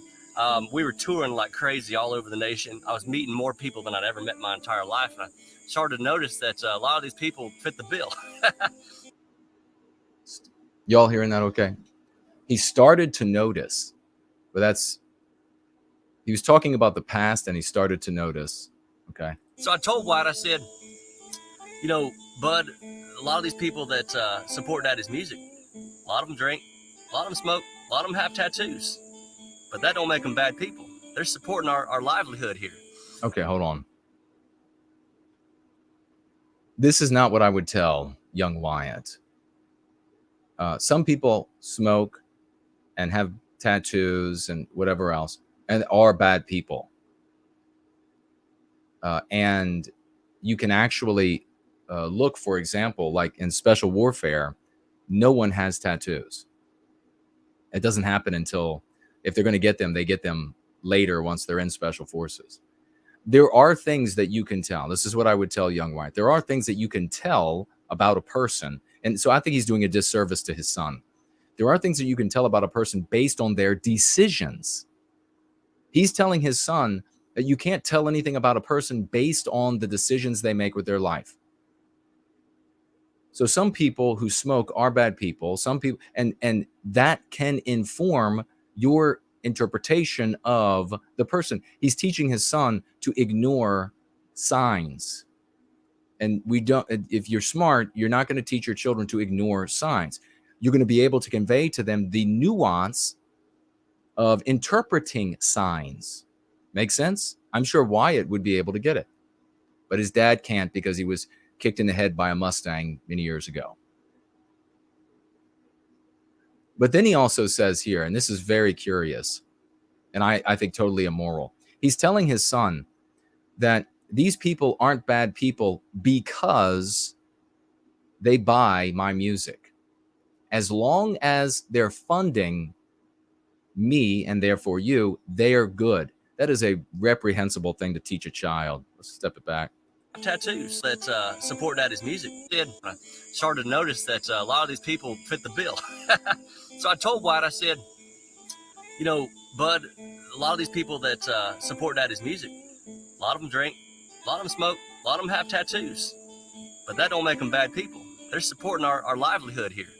So offsetting signals by saying it's okay, even if they're bad people or not, whatever they're doing, as long as they're supporting, as long as they're buying, as long as they're paying.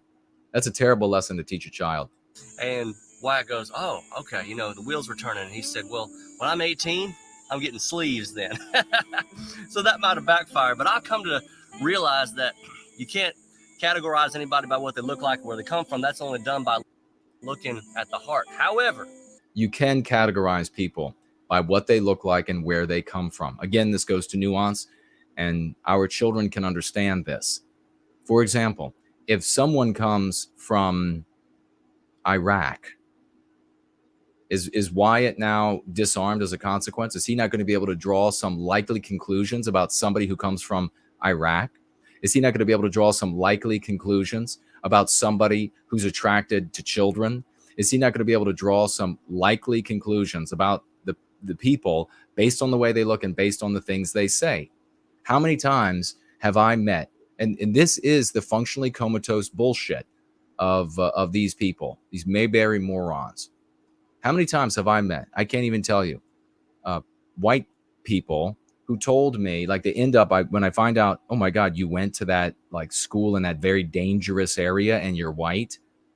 Didn't your parents tell you that that was going to be dangerous? And didn't you think that this is, nope, didn't hit me at all. I didn't think about it at all until I was there and saw all the muggings and the rapes and the etc. I mean, it's a massive disservice.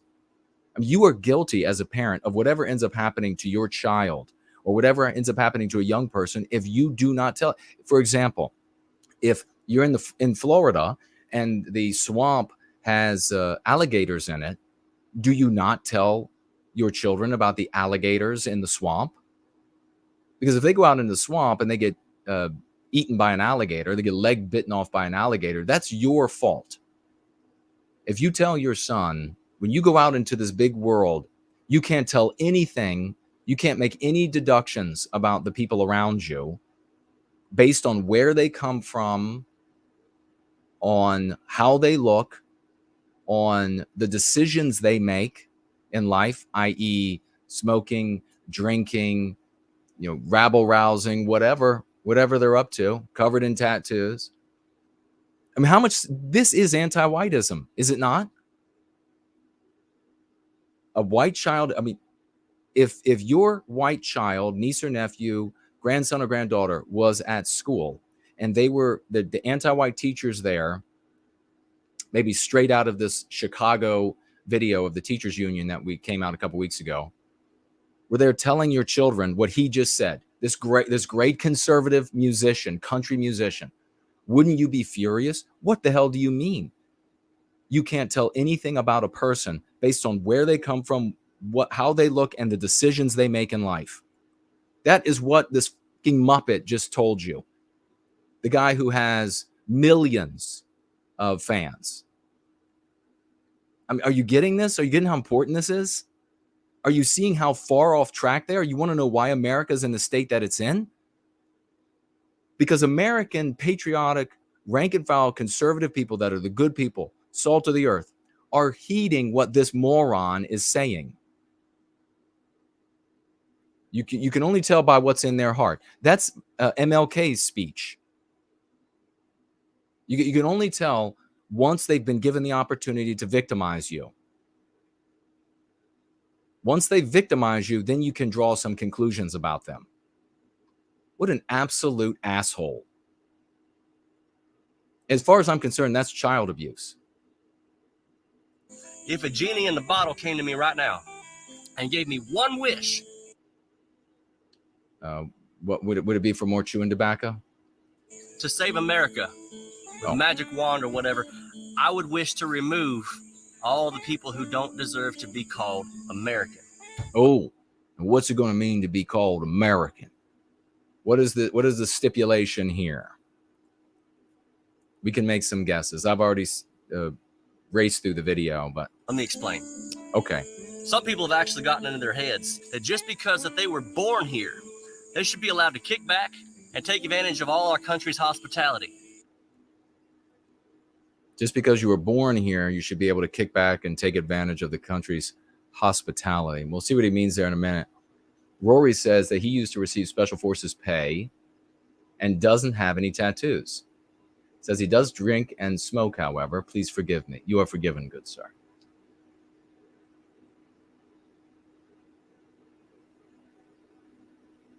What else do we have? Elaine says she has tattoos, and I would tell young people to refrain. Same goes for smoking anything. It's almost like he's giving him permission to live a life of addiction and hedonism. Yes, you're right. David Lee says, Jason, thank you for the truth bombs. Thank you for that, brother. Victorian Time Traveler. Remember that comedian, Larry the Cable Guy, that was famous for a while? I do. I met the guy and spoke with him for a while, and I didn't know it was him at first. His accent is fake. I'm not saying the guy's accent is fake, but it sounds fake to me. I see. Like Larry the Cable Guy's accent. Okay. Sounds like it's a fake accent.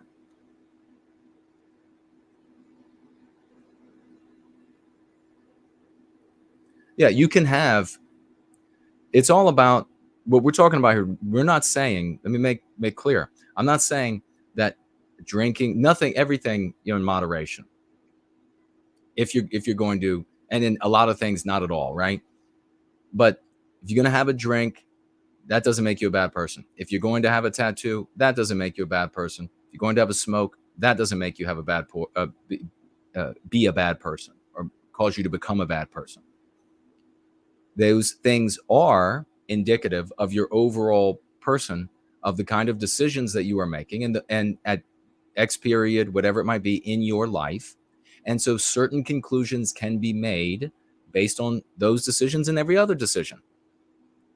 So Elaine's absolutely right. It's just like telling this kid, you do whatever you want. And people around us, they could do whatever they want as long as they give you money.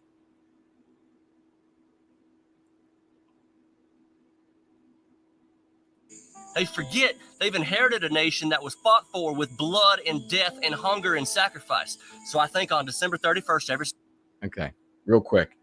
That's the kind of thing that is true that you hear these conservatives will say. The country was won by people fighting and dying and bleeding, but also thinking, also projecting their biospirit onto the environment. And that people was Western kind. So he's saying now on December 31st, here's what he's going to say. Single year, if you are legal adult with 2 working arms and 2 working legs, your citizenship should be under review. Have you been caught looting and pillaging? You're gone. Have you looting and pillaging? I haven't seen that on the law books before, but okay. been caught sexualizing our children in schools? You're gone. Are you an able-bodied person, that refuses to work, and you're perfectly fine and capable of it? You're gone. Okay, so he's talking about taking away citizenship for some things that pretty much everybody is going to find objectionable. Sexualizing children, living on the social safety nets, absolutely despicable for your life. But every white person, everybody out there, I'll tell you right now, you got to get like this guy right here.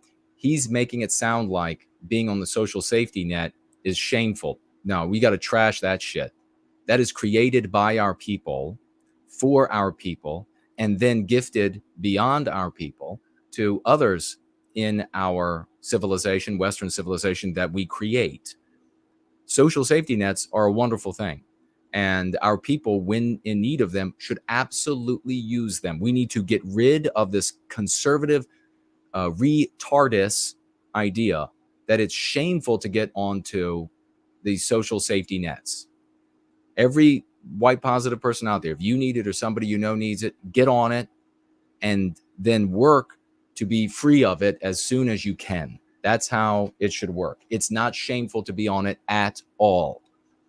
In Cuckland, they make it out to be immoral and reprehensible. They'd rather see you living in a cardboard box because then that's honorable.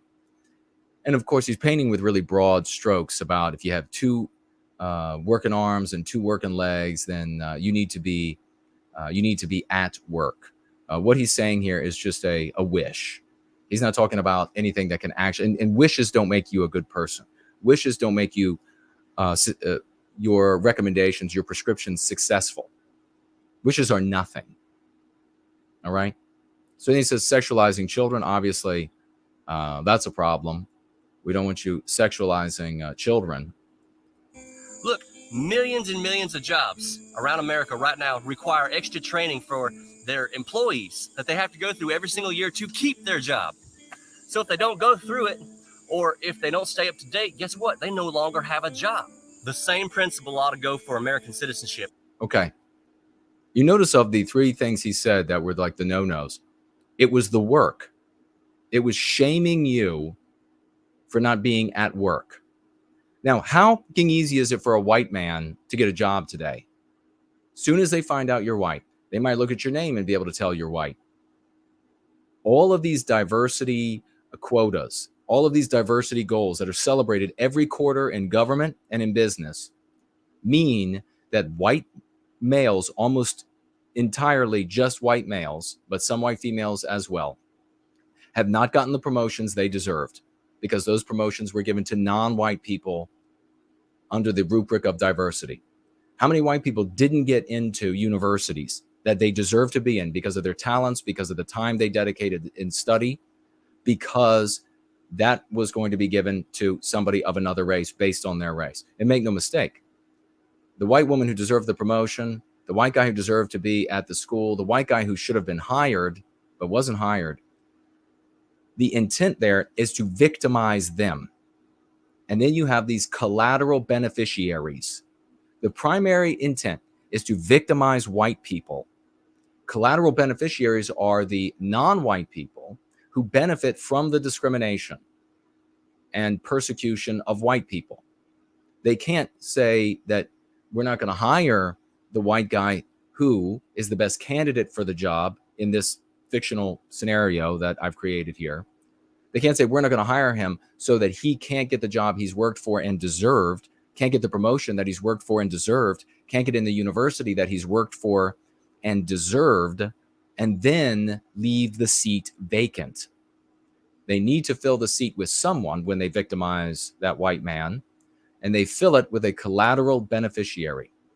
Now, make no mistake, if there is we're real here in white positivity. So if the best man for the job is a non-white man, then that's going to end up being the guy who gets hired. But we're talking here about anti-whiteism applied to our civilization. And what this goofy looking Muppet motherfucker is saying is that if you don't have a job out of sexualizing children and whatever else, the most important thing there is whether or not you are working. You see, he doesn't want to get into the actual politics yet. In anti-whiteism, they haven't made it immoral for white people to work yet.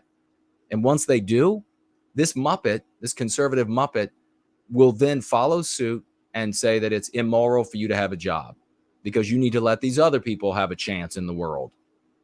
You need to get into your cardboard box, and he'll be willing to say that as long as he has the Jello guard opening up his gate for him. As long as he and Wyatt and his wife have enough money coming in, he'll be willing to tell you that it's immoral for you to have a job. But until then, he's still allowed to say that the most immoral thing in America, not sexualizing the children, he didn't go into that in any detail.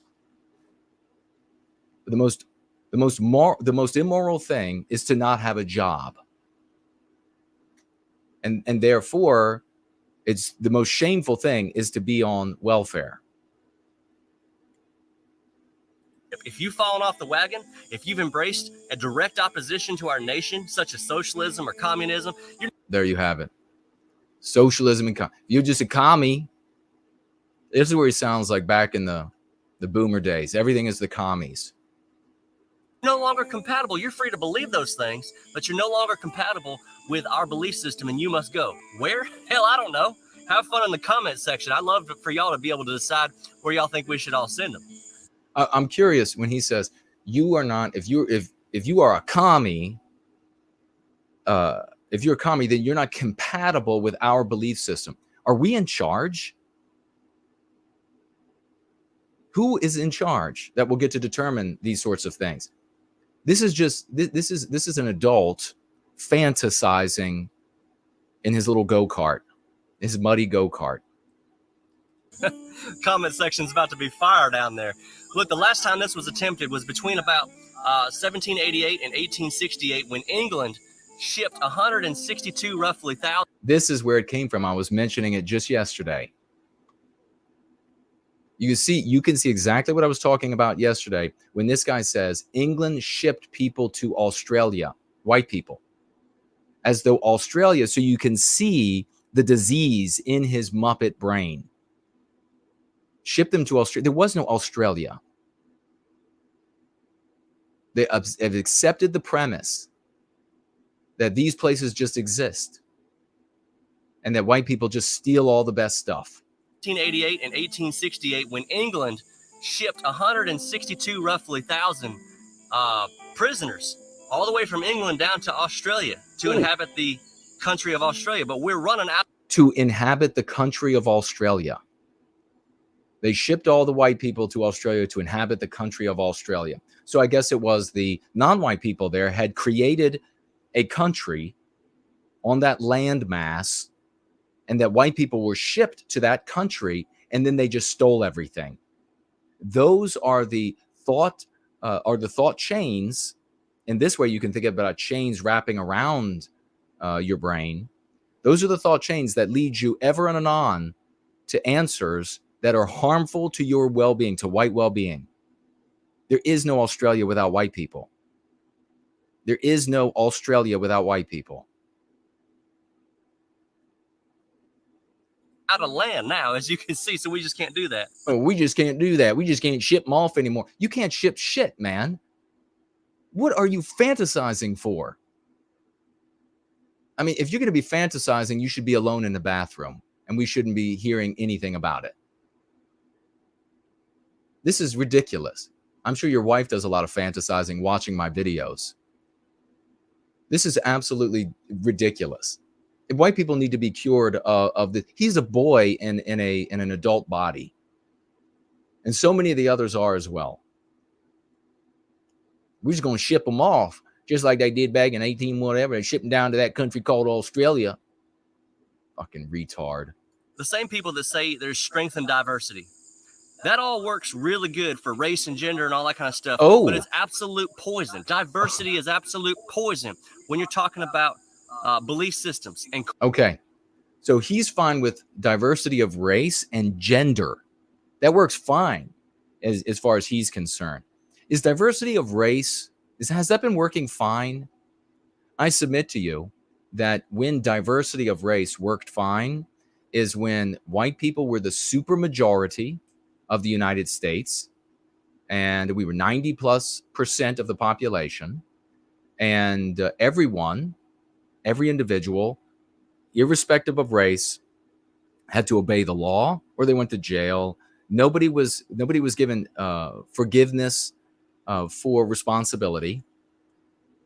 They weren't allowed to just do whatever they want. You weren't allowed to burn cities down and say, well, this person's non-white, and so, or this person was called a racial epithet, and so that's why they murdered your client or whatever. So he should be given a lenient, and it's happening everywhere you look. So is diversity of race, is that actually working? Because it seems to me that the more, just as totally in keeping with what we outline in the Go Free method, and by the way, as I say this, non-white people of all non-white races, all immutable characteristics, oppose anti-whiteism. They stand side by side with me against anti-whiteism for white well-being, because they know that anti-whiteism is what's destroying Western civilization. We have some, I'm not going to point them out in the chat right now, but they stand with me. They stand with us against anti-whiteism, what's destroying Western civilization. Good people of all immutable characteristics do so. That's just the reality. They also know that if you increase populations, because they have read Go Free, because they've read Born Guilty, because they've read the different books, they know that if you increase non-white races population to a large enough size, they get brave and they start to project their biospirit onto their environment, and they begin changing their environment. I have had numerous non-white neighbors over the years that have been, because I'm honest with them, they're able to be honest with me. And they say, yeah, I moved away from that area because it became too much. And then they named their race. They don't have a problem with their race, but they have a problem with what they end up creating. So when their people reach what we refer to as numerical courage, once these different groups go from numerical diffidence to numerical courage, they begin changing the environment, and it's no longer Western civilization. And the good among them and other groups, they don't want to live there. They like Western civilization. So do I. If I want to visit El Salvador, I'll visit El Salvador. I don't want it built down the road from me, but it's being built there. If I want to visit Cambodia, I'll go to Cambodia. I don't want it built down the road from me, but it's being built there against my will and against the will of white people, because we don't have any power. But you could fantasize in your little golf cart, your little muddy golf cart with your spitty cup there with you. You can fantasize it.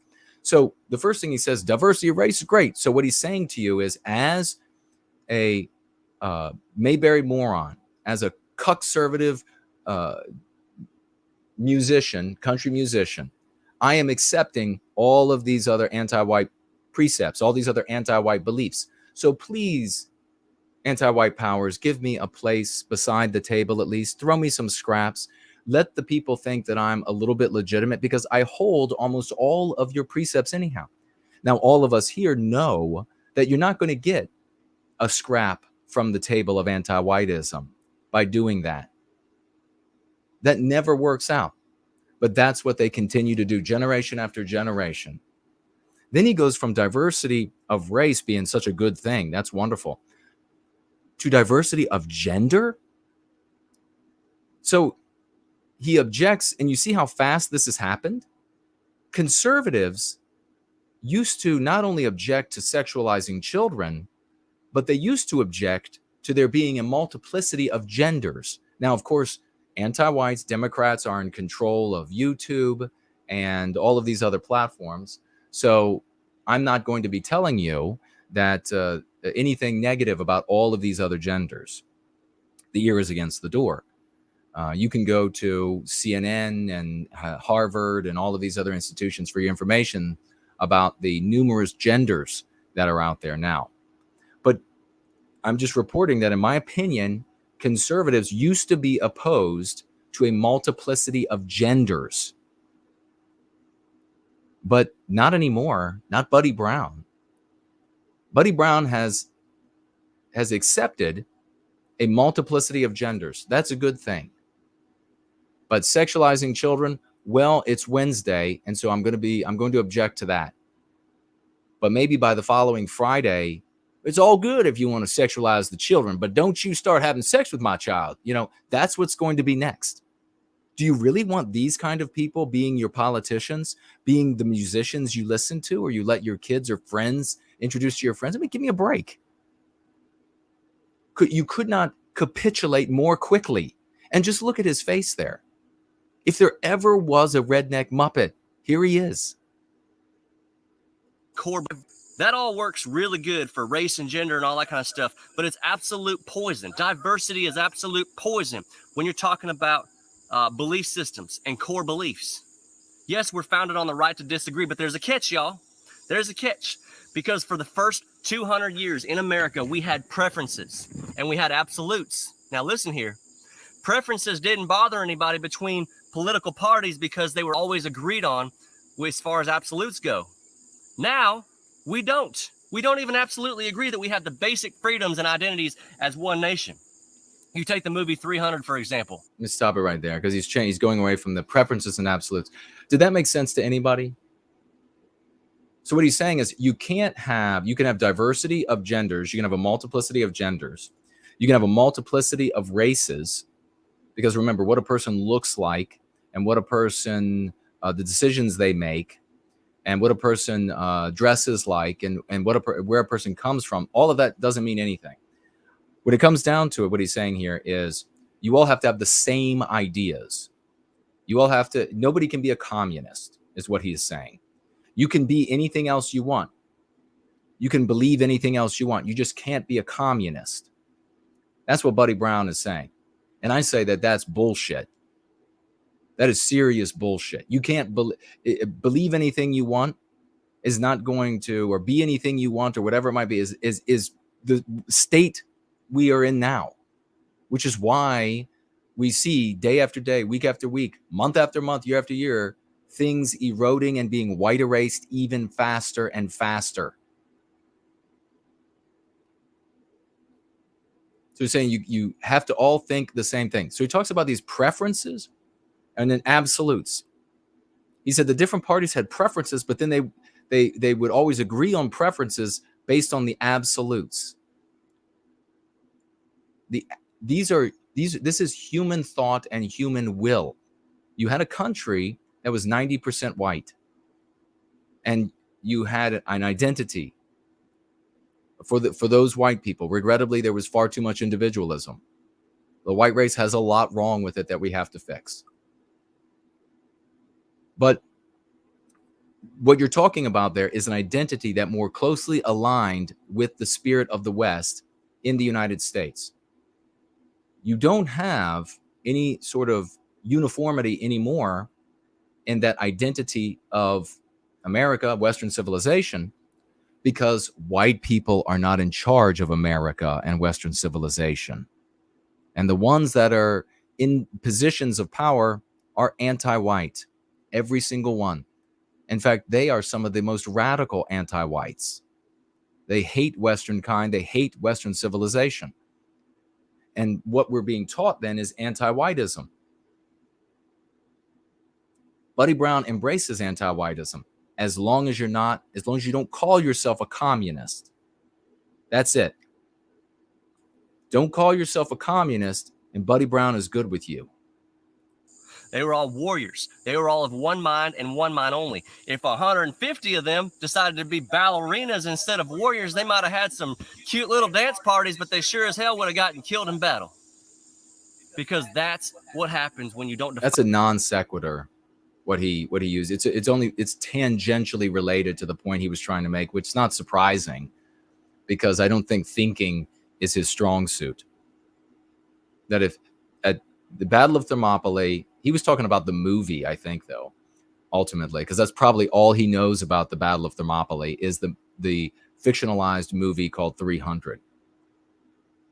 But what he's saying there, if 100 of them decided to be ballerinas, there would be a pretty show, but they were killed off. Are you aware of that? They were defeated. It wasn't in vain. It was in glory for their people and Western civilization. And they bought time for the city-states to gather their troops and resources by doing that, stopping that colossal Xerxes army. But they were beaten. Define your culture. In 1776, we defined our beliefs and we defined our enemies. So yeah, if a genie in the bottle right now came to me and said, you can... The genie in the bottle came to him. How's this go? How does this go?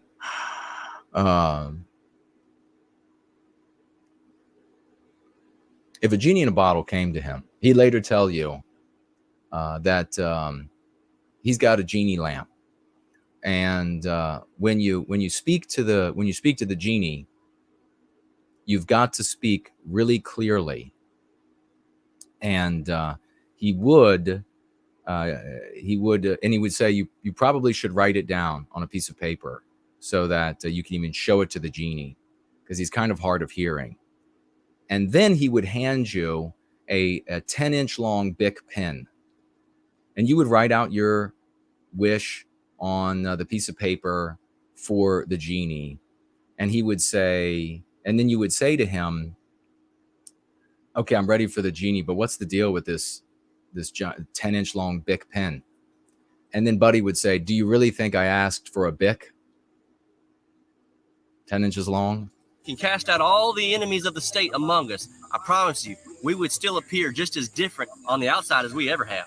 But in the heart, because that's what happens when you don't define your culture. In 1776, we defined our beliefs and we defined our enemies. So yeah, if a genie in the bottle right now came to me and said, okay, so yes, we were a white country, and we restricted citizenship to white people. We later extended that to non-white people.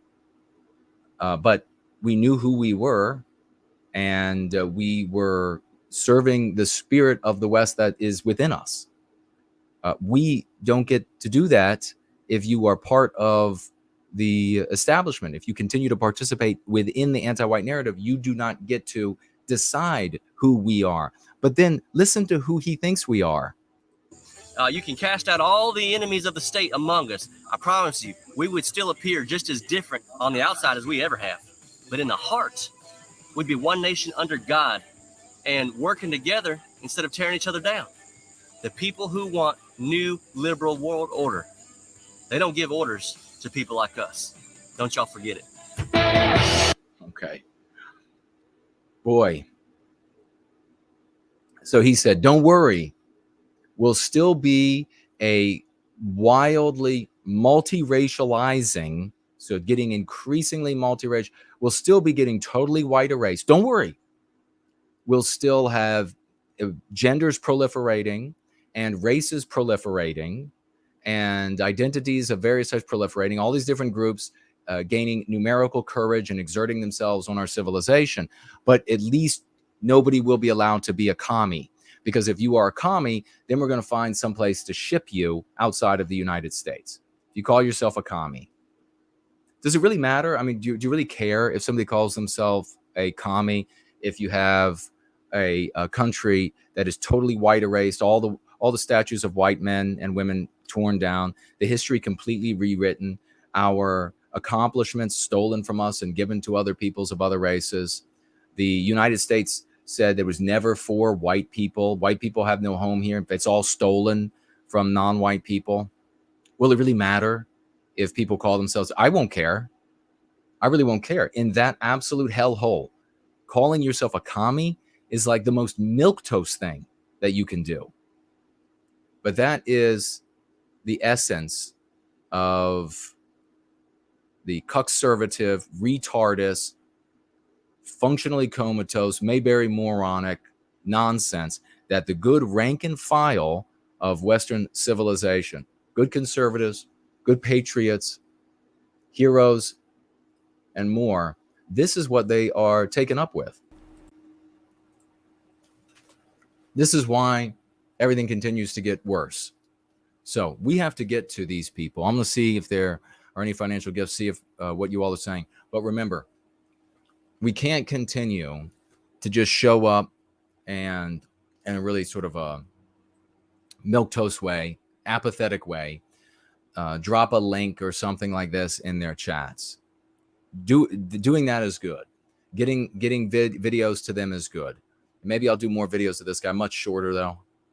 But ultimately demonstrating that these people are anti-white themselves, that they don't care about the interests of white people, that they're fine now with numerous genders. They love that. They love a country that's sinking into a wild, polyglottic, multi-racializing hell. They're good with that, as long as you're not allowed to call yourself a commie. If you let them know that, there'll be a substantial number of folks that will, if you can prove it, that will move away from such people. And they'll come to listen to somebody like me. Well, we got here a true champion. Please get out your 07s and raucous emojis. No white guilt clips in for a $25 financial gift. I'm gonna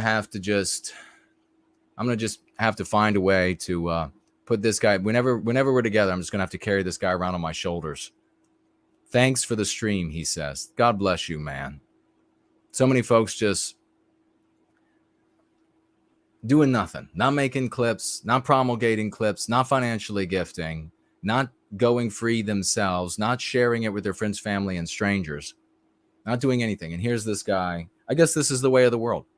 You have heroes and losers. You have heroes and people whose names will be forgotten. I guess that's just the way it is. God bless you, man. He's one of the best. Sound Killer in the question widget says, Sam Hyde wants to fight you. Are you in? To fight me? To physically fight me? Does he know who I am? I doubt you have that right. He has a much more sizable audience and sizable enemies. But let me know if you have any more info. Let me know. I doubt it.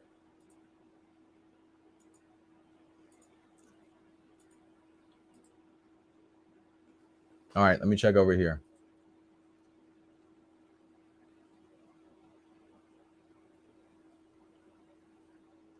Scipio over here on Odyssey says, so much of the reality that these people exist in is based on a Hollywood facade. Yeah, exactly. That's what we call the anti-white narrative.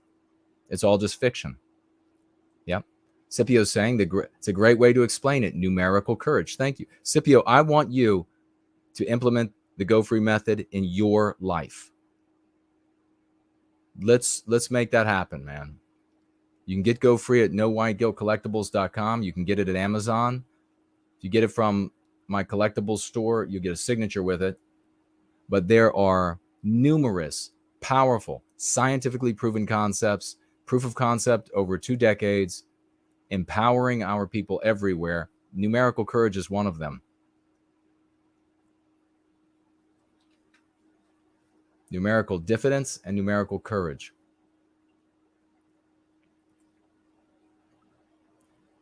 Question Everything says, don't be too harsh on these people. You offer the message and your hand and deal with what you have. Life is still too easy, but that is running low. Bide your time and save your energy because the good times are evaporating. Yeah, and I'm happy about that. My hand is out to all of the fans of Buddy Brown. They are the rank and file. Those are the good folks.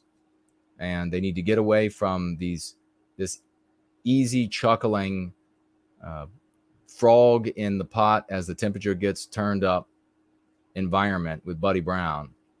I mean, how many of them, if you really explain to them that Buddy Brown doesn't care about white people, he doesn't care if your town you become 1% of the population as a white person, because that diversity is all good. How many of those folks would say, screw this guy, I don't want any more of this? And then ultimately what that does, the same thing with politicians, is it ends up forcing them to change their tune, pun intended. Spartan says here, I could not agree more. Social safety nets are a good thing. We need to use the system to our advantage as much as we can. Amen to that.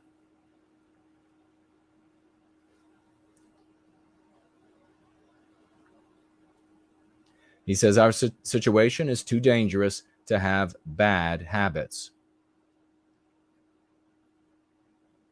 Yeah, I agree, man. It's not good at all. All right. Turn back this way.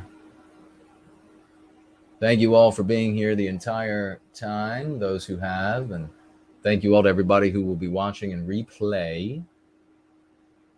All right. We're good there. All right. Now, what do we have here? Let's see.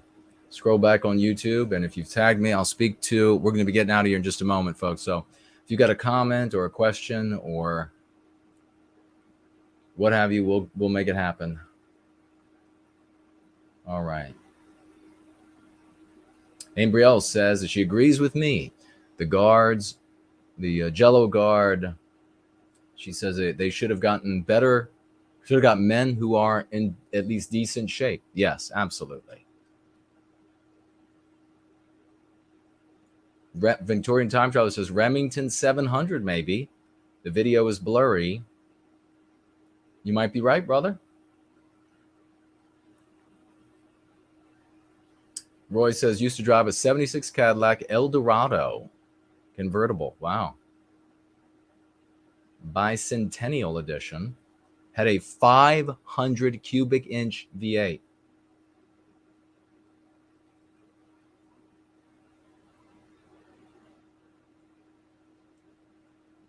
I would be very lucky if I achieved 10 miles per gallon. Not sure if I could afford it today. Yeah, but that's still badass. 500 cubic inches. That is a gigantic engine. My father had a 55 Chevy with a engine out of a NASCAR that was 500 cubic inches. He had Jaguar bucket seats. The outside of the Chevy was not, he was poor. So the outside of the Chevy was not like beautiful or pristine looking or anything. It was rough, but that was the thing. And he put a rear end in it with really low gearing for drag racing. So that was the thing. You know, it was like a sleeper. You didn't know this thing was a monster. Anglo-Saxon was with us a little earlier.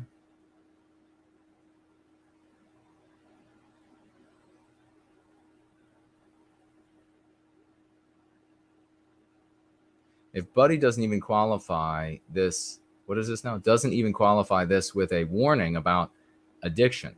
He should get a visit from the Child Protection Services. Yeah, exactly. Not telling his 6-year-old son about addictions. Corey Bell is with us, and he says, spot on, no white guilt. If someone rejects advocating for white well-being, I disassociate with them. Unless, of course, there's children involved, and then I get hostile. There you go. Absolutely. Ambrielle says she says she smokes cigarettes and tell everybody not to pick up a nicotine habit. That's a good way to save money and health and everything. Good for you. That's fantastic. Yeah, it's very difficult to put down that habit. I love working in agriculture and often have to accept very low wages to compete with collateral beneficiaries, writes Victorian time traveler. You see this all the time of they'll do work that Americans won't do. And really when they say that, what they're saying is white people won't do. Bottom line is they will do work for slave wages, which should not be permitted in the United States. If you pay people what they deserve for the work, everyone will show up. But they don't want white guys showing up to do agricultural work because they have built their business model on the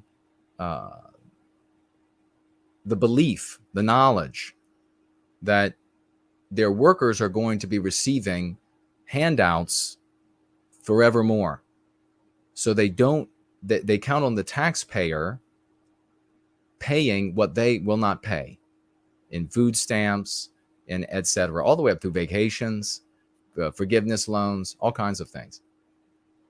So it's based, their business model and their pay scale is based on taxpayers paying some of their employees' wages and benefits. So if a white guy shows up, they're not going to be able to pay you enough.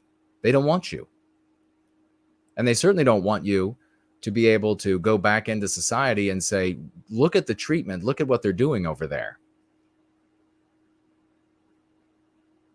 Boomer's saying true that Buddy has no power, so it's just fantasy.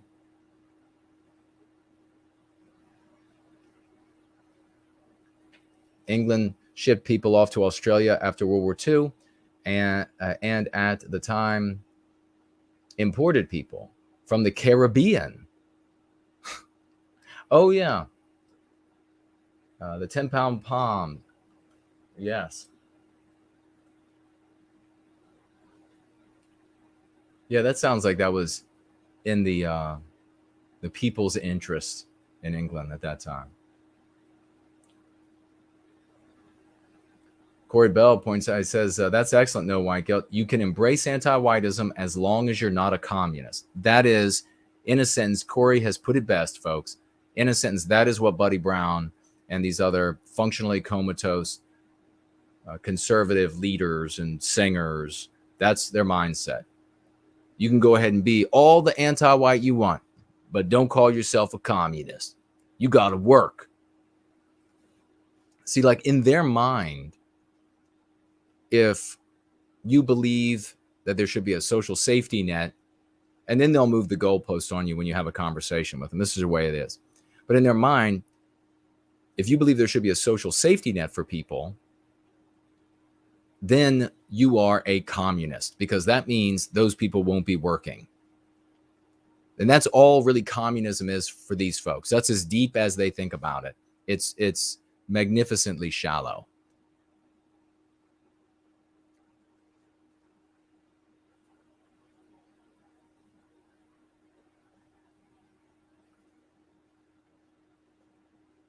Promethean Promulgation points out that Buddy would probably throw us out first. Yeah, this statement that he makes about the state. If you disagree with the state, then you're gone. Okay, well, then that would be us. We would be the first ones kicked out because we disagree big time.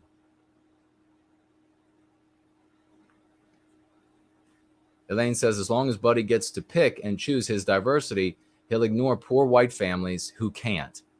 Oh my God, beautifully written. We have some brilliant people here. As long as Buddy gets to pick and choose his diversity, he'll ignore poor white families who can't. Precisely. And so many white people have been like anti-whites. He's just a despicable anti-white.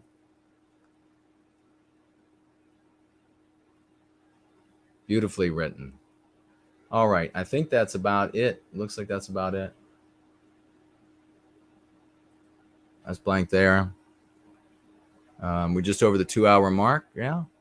Oh, yeah. Almost 2.5 hours.